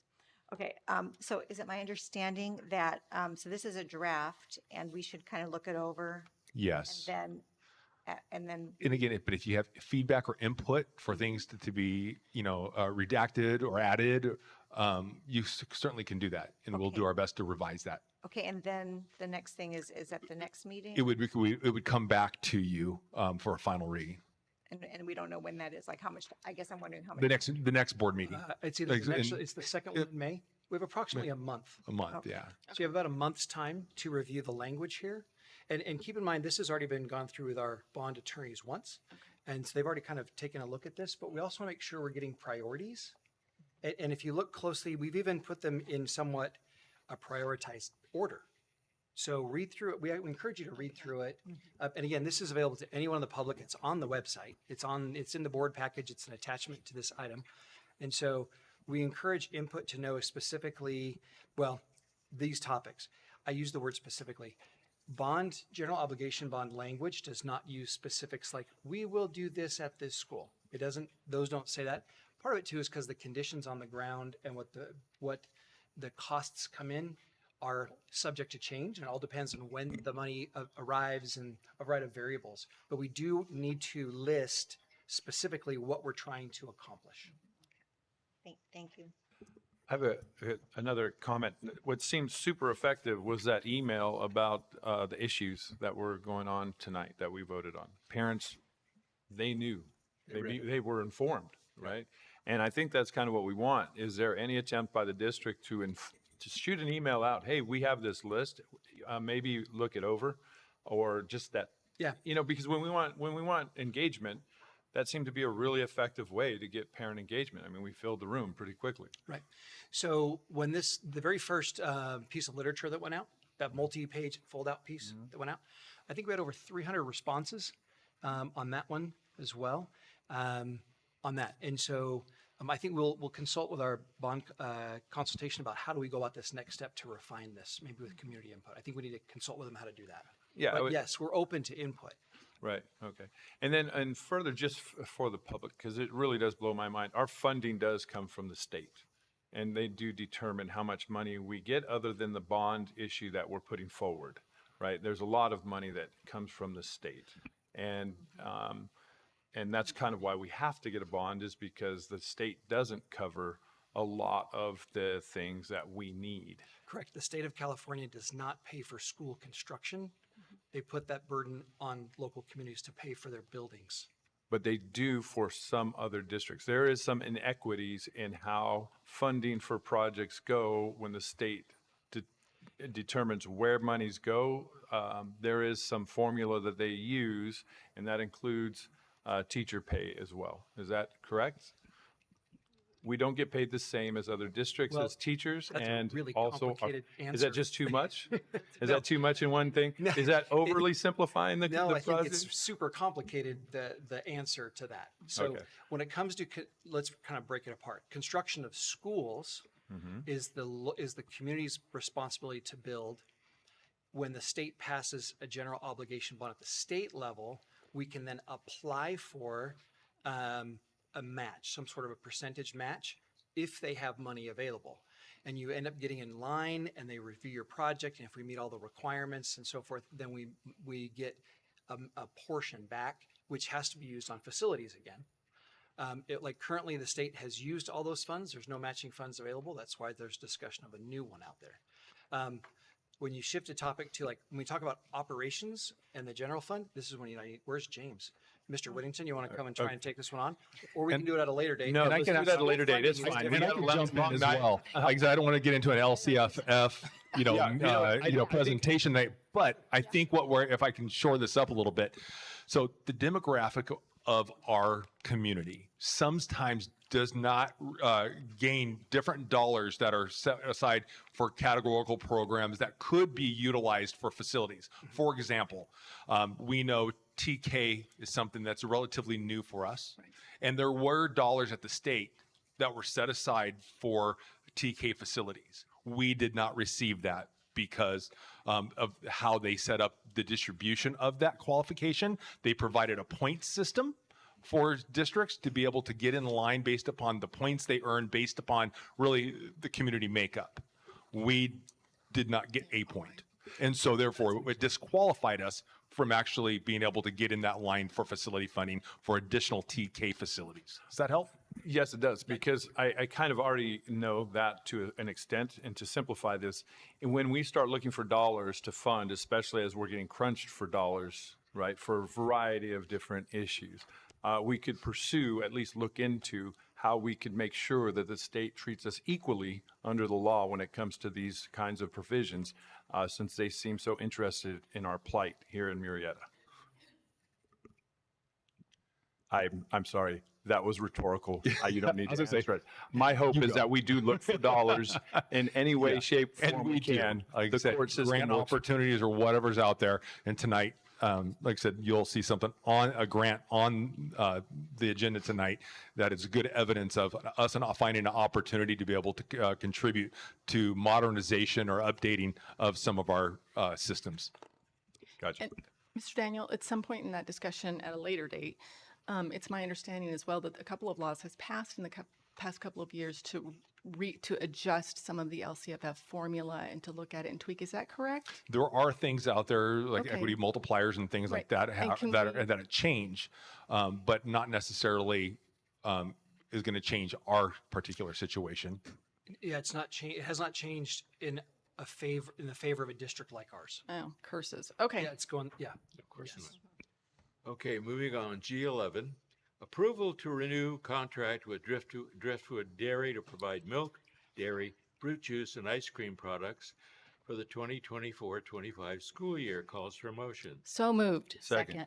All in favor? We have some discussion. No. Okay, I'm kidding. Ice cream is delicious. You don't discuss ice cream. I mean, it's Vote. I'm sorry. I don't know if you caught that. Who made the motion? Me. Ms. Len? And second. Thank you.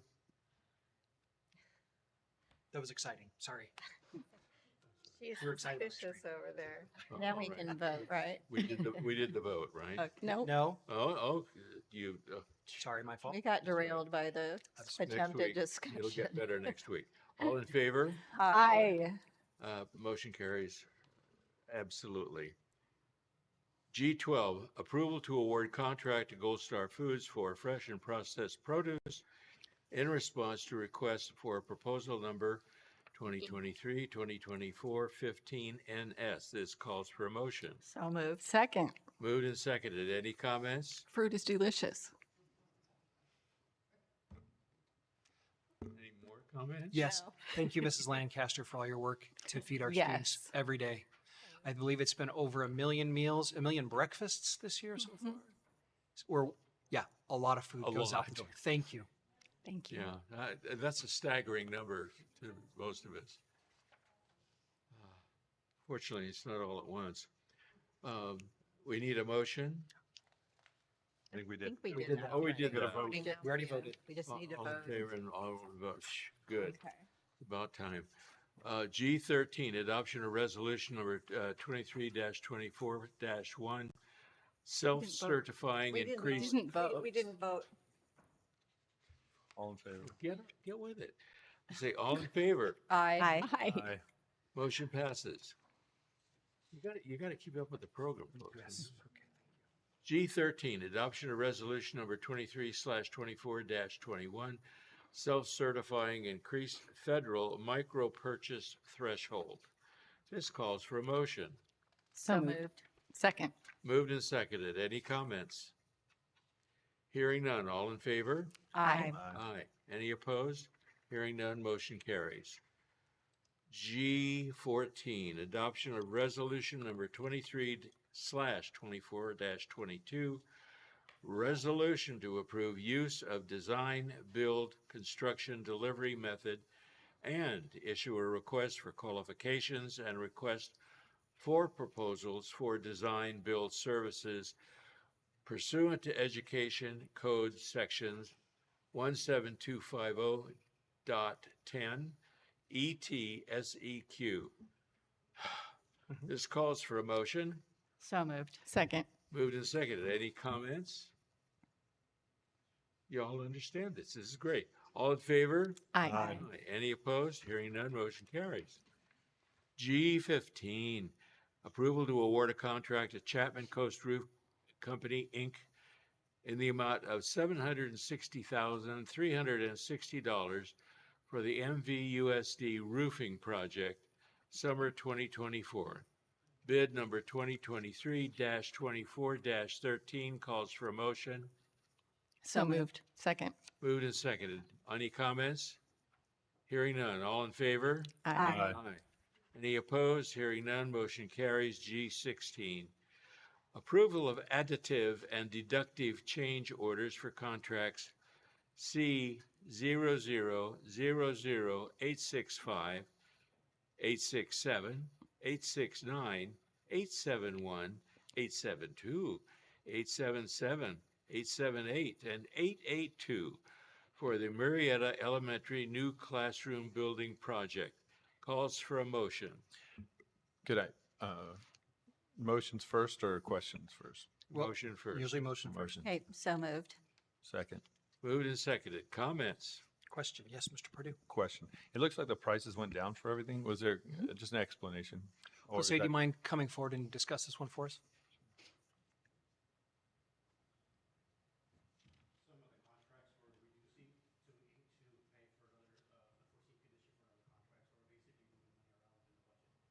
Okay. So was That's there a fine. net savings or is it pretty much a? Net zero. It's net zero? Okay. Thank you. Thanks. All in favor? Aye. Aye. Any opposed? Hearing none, motion carries. G17, approval of the reappointment of members to the Citizens Oversight Committee for the measure BB General Obligation Bond. This calls for a motion. So moved. Second. Moved and seconded. Comments? I have a quick question for you, I guess, Darren. So are we missing, we have a slot that's empty again. Do we need to try to find somebody? Yes, we do. We have we need a parent and a PT or an active PTA member. And so we've been working with our school principals to try to solicit to our families. Can it be a grandparent with someone in the district, or It, has to be? well, in this particular, it's our PTA, and the other one is, I think it says a parent, active parent. Okay, board, all in favor? Aye. Any opposed? Hearing none, motion carries. Superintendent report, H. Thank you. Dr. Andrus. Thank you. I'll be brief. Try and do it in less than 3 minutes, although I don't know if I need a clock because that's all I've got written down. It's been a pretty busy month since our last meeting. As you can imagine, we've had two very time-consuming issues on my plate. People say to me, I would never want your job, but I'm oftentimes given a lot of advice how to do my job. So I find that an interesting paradox. But it's been very, very disruptive. One is we had a very significant network disruption, and I am pleased to announce that we were able to recover that network on our own thanks to the terrific effort of our Chief Technology Officer sitting there to our left. And yes, he won't admit it, but we all know. And the processes which were put in place for disaster recovery. But more so than just that, it was also how everyone within the district, though there were challenges and there were moments of complaining, it was not what persisted. What persisted was perseverance. People figured out how to solve systems. We went back to this doesn't work. How do I open the textbook and teach and use paper and pencil and all the things we know how to do. And very quickly by Thursday, the network was coming back online. And then by this week, things are pretty much back to 100%. We're not exactly out of the woods yet. We're still doing the investigation on all of that, and more information will come forward as it's made available to us. But it was very busy. Of course, the other part was these things around the board policy and the communications that were presented to us that we had to communicate. Again, all of that is very time consuming to take care of it. But what I really want to share is how our parents and staff and students responded to these things. In our schools in last week and this week, it is really very a tribute to all those who participate in our schools in whatever capacity that is and in whatever way that is. So if you're an employee or a student or a parent or a volunteer, we just picked up and carried on. We know that learning needs to happen, and we'll find ways to do that. So it was very, very, it was terrific. We all share and celebrate with our parents and staff our collective efforts to inspire, teach, and educate our students. This is the beginning of the awards season, as I was heard this last week when Mr. Tukwa mentioned that at the Crystal Apple Awards. This is a great time to get out and celebrate and recognize our students, and again, this collective effort that we pull together to help our young people achieve. I just want to share a brief story from last week. It was a pretty challenging morning for me. It was Thursday morning. We were addressing very difficult but necessary communications that had to go out on Thursday and Friday. We were developing plans in consultation with our different legal teams on these different topics. I was pretty spent personally. There wasn't much left in my tank after a very challenging week that started on Sunday and was now Thursday. So what I did, I went to visit schools. I went to visit schools to find my inspiration. I saw children at recess at Murrieta Elementary learning how to play together, learning rules and like not just random crazy play, but like playing games together and like good rules and how to do that. It was really impressive. I talked with the staff at Murrieta Canyon Academy that had distributed all those notes because now the network is working and they were putting all the absences and getting caught up. They just worked together to get it done. I sat down and talked with Mr. Tukwa, and he told me all about the things that Murrieta Valley had done. About how we did this without our Canvas resources. I then went over to the Mesa girls softball team and watched them pound home runs over the fence against Temecula Valley. And at the same time I was watching, because now all of a sudden technology is working, I'm on a meeting with principals talking about what's happening and where are we. On my phone, I'm in sunglasses and a hat watching kids, but with the call of my principals. And then I went to an open house at Tovashal. And there the principals were introducing the teachers like with walk-up songs, announcing them like little rock stars. And it was really pretty terrific to see that engagement. I went through classrooms and I went through some 4th and 5th grade classrooms. And I stopped in one 5th grade classroom and I was so impressed because it was their state reports. And this one young person had written a letter to some governor who replied with a letter and of course signed it, "Stay curious, Governor," whomever it was from whichever state, one of the Dakotas. And I just appreciated the fact that I know it's a form letter, but it was still nice. It was still the moment. But what was most important and what really made my day and helped me carry on to decide to come to work on Friday was the parent who said to me, "The teachers at this school has saved my daughter." Because he said, I grew up in one of those really strong Christian families, went to schools, and I had a great upbringing and kind of private charter type schools in Texas. And I came here and I'm in a divorced situation and my daughter is a little kind of torn in between, but the teachers here are the ones that help her stay together. And it was those relationships and how appreciative Dad was to our team. And so I was inspired and energized by them. As we continue this last 6 weeks of schools, I really encourage people to get out to these public events, see what schools really do, get to Friday Flags, and build those relationships because we only do this together. We don't do this in isolation. Thank you, Mr. Diffley. Mr. Pardue. Yeah, I'm really going to make this short. Every 15 minutes program is an amazing program. Everyone should see it, get involved. It's so emotional. I'll tell you, as a parent, it was hard. As a coach, I got to see that at Paloma. It's absolutely amazing. So glad we're doing that. Went to CSBA, Washington, D.C. trip. I have lots of questions about that. I think I'll probably discuss that another time. But I wonder sometimes as we talk about this, the things that I hear at CSBA are really bothersome, and it shows more of a divide. And I guess it just reflects our country in general. CASP testing, I do kind of question our students' motivation. I know I see it as a teacher, how motivated are students to do well? How well is this testing kids' actual academic skills in the subject area? Because if the scores are bad, is it because it's not in alignment? I always have questions. Crystal Apple Award, absolutely stunning. I love seeing a community really take on the idea of honoring teachers that make an impact on the kids' lives. It's really, really powerful. I have been blessed because my wife has been there every year. So we've been in the Valley. It's an amazing event, and I really enjoy it. With that being said, I know up here, and as I've said this, there's this divide, parents, teachers, and you can see it. From here, I could visually see the reactions to different comments. It's important to know that we're still a community. And I think those events really do highlight that. We're a community, we do care about each other. We have different ideas about things, but we can come together and at least acknowledge there's good people across the board. But right now, that animosity is only hurting ourselves. We're only hurting us, and we need to stop doing that. We need to start focusing on coming together as a community, finding solutions to our problems. And I will tell you this, I was so proud to see so many parents, as the email seems to be like a great communication device. I think we need to do a better job with communicating with parents when issues come up that we know it's going to matter, right? So now we're getting real feedback from our constituents, and I loved it. Packed house. It was awesome. And democracy thrives and flourishes when we have eyeballs on a situation. We have many voices.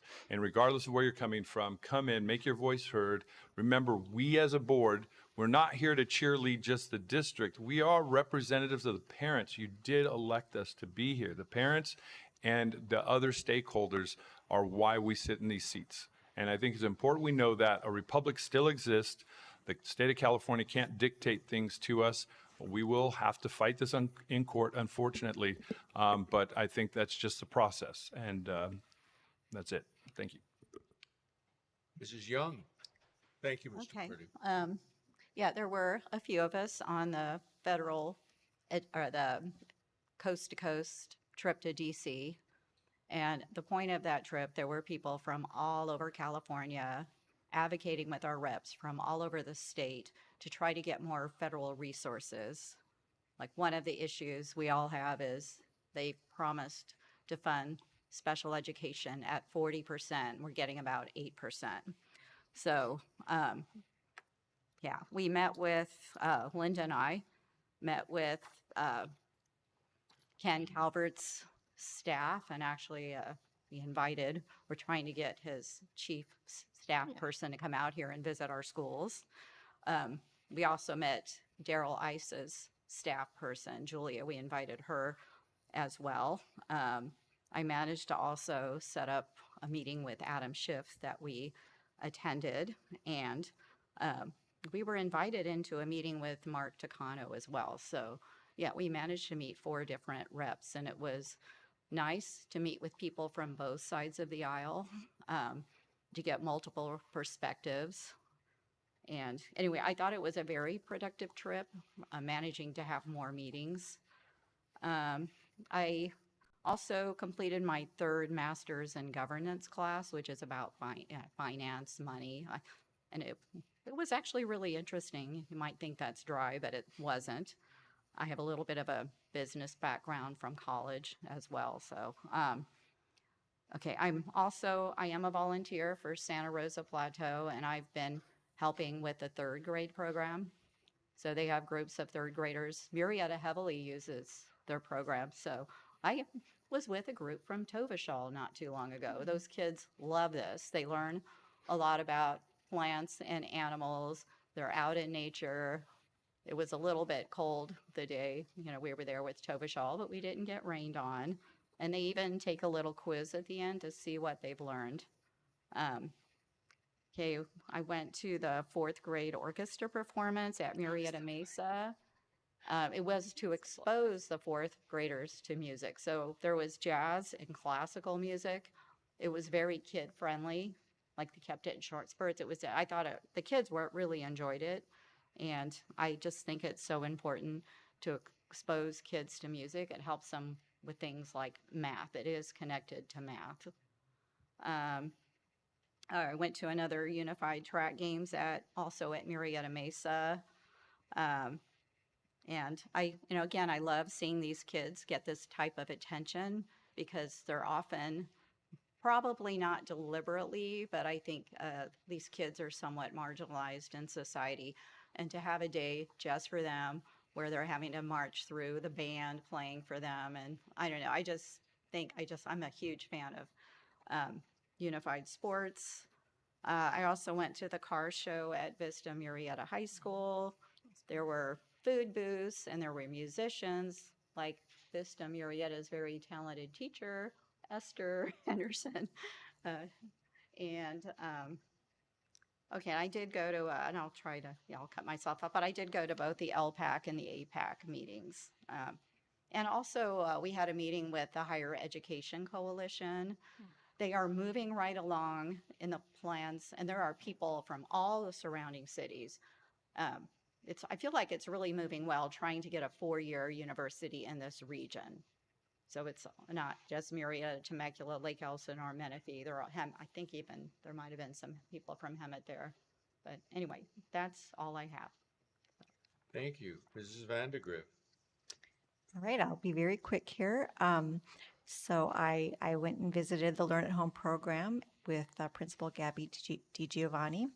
And I really loved it there. It was a very peaceful, quiet, nurturing campus and programs, and got to observe several virtual classrooms in session. And the teachers were very good at having fun with the kids, playing games, for their math review, and they were very excited to compete. I also I attended a training webinar about school board members' use of social media, because there's just been a recent court case about that, O'Connor Ratcliffe versus Garnier. Anyway, that was good for all of us to pay attention to, I guess. And I attended the Crystal Apple Awards ceremony at the Church of Jesus Christ of Latter-day Saints, and the kids were really awesome, very friendly and polite and helpful. And they played beautifully, piano, violin, and we had a sing-along of a couple patriotic songs. That was very special. I also went to the Student of the Month breakfast this morning, always very inspiring. And I did a little studying on Robert's Rules of Order, because, it's quite apparent we need a little help with that. And and so anyway, I did learn today from our attorney here, because I was looking in our board policies, where is that? And so I guess we're not strict users of it. It's kind of a guideline for when we need a little extra help. So I guess it does bear some extra study still, definitely, since you can't come here every single meeting. And lastly, I met with Joe Parla and his team. So in the legislature, there was a pending bill to mandate that all California schools use the science of reading to teach, and that actually was defeated. It's no longer in process, but our school district is working very hard on that. We are training teachers with different programs, and then with the PLTs, the teachers who are learning it are incorporating it with their colleagues, so that we have a strong phonics program. And then the last thing I want to say is about our student representative, and she's very courageous, and I completely understand her empathy for her fellow students. And perhaps she doesn't necessarily know how everyone feels about everything, but I do think we need to give, we just need to be understanding about that, because it does take a while, to understand different people's perspectives. And I had something that, if it came to that, I was going to read it, but there are adults who have gone down this road, and they are trying to warn younger people about the consequences.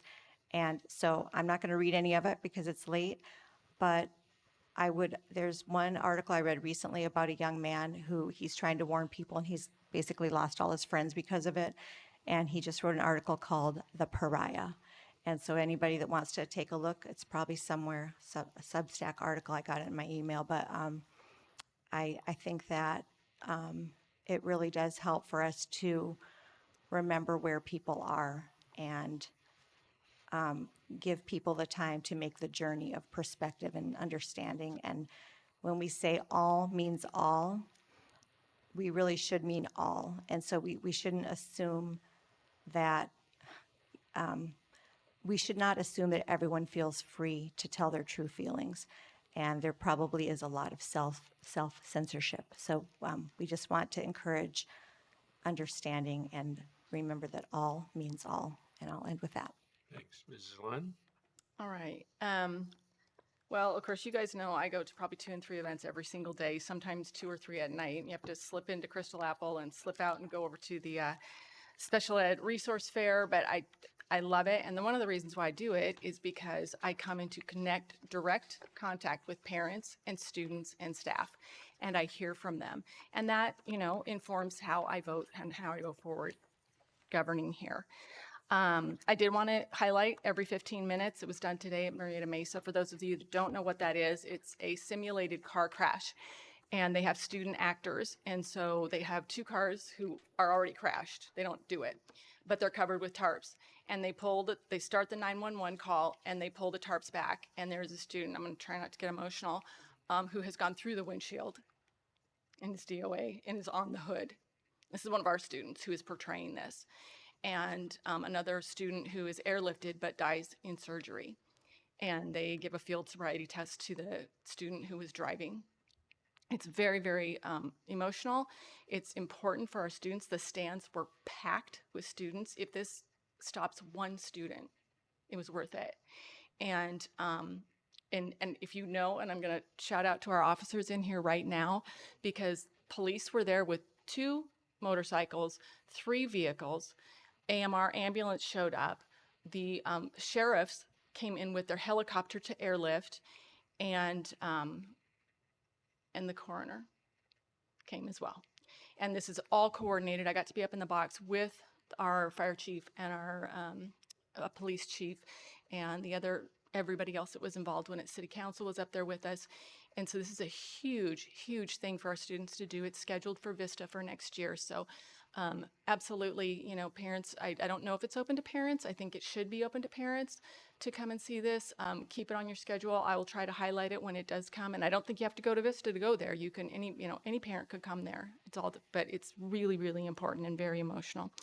And I did want to say something about the jazz concert because they had each of the instruments stand up. And the funniest one was when they had the clarinet stand up and all the kids yelled Squidward. I just had to share that. So if you know SpongeBob, he plays clarinet. Or it was a saxophone, I'm sorry. Whichever one Squidward plays. It was hilarious. Okay, so I did attend the Coast to Coast Legislative Advocacy Week last week in Washington, D.C. And it's a incredibly busy, scheduled. Every minute of our day is scheduled. And I attended everything that I was scheduled to do because CSBA and AXA, AXA is the professional organization for superintendents, CSBA is the professional organization for school boards members, set this up with our local legislators. And they take the time either themselves or the staff. So we met with Calvert's staff and we met with ICE's staff and we met with Stacano and Schiff themselves to come to listen to us about the priorities that we came with. So I just wanted to go over priorities really quick. Of course, this sped funding, Mrs. Young already mentioned that 50 years ago, almost 50 years ago, they gave us all these sped mandates that sped children are legally entitled to, and I 100% agree with those, but they said they would fund us at 40%. They fund us at 8%. So where does the other 32% come? Well, it comes from our budget, right? So then how do we build new schools? How do we pay teachers and all that? So that's what we were there advocating for. It's completely nonpartisan, by the way.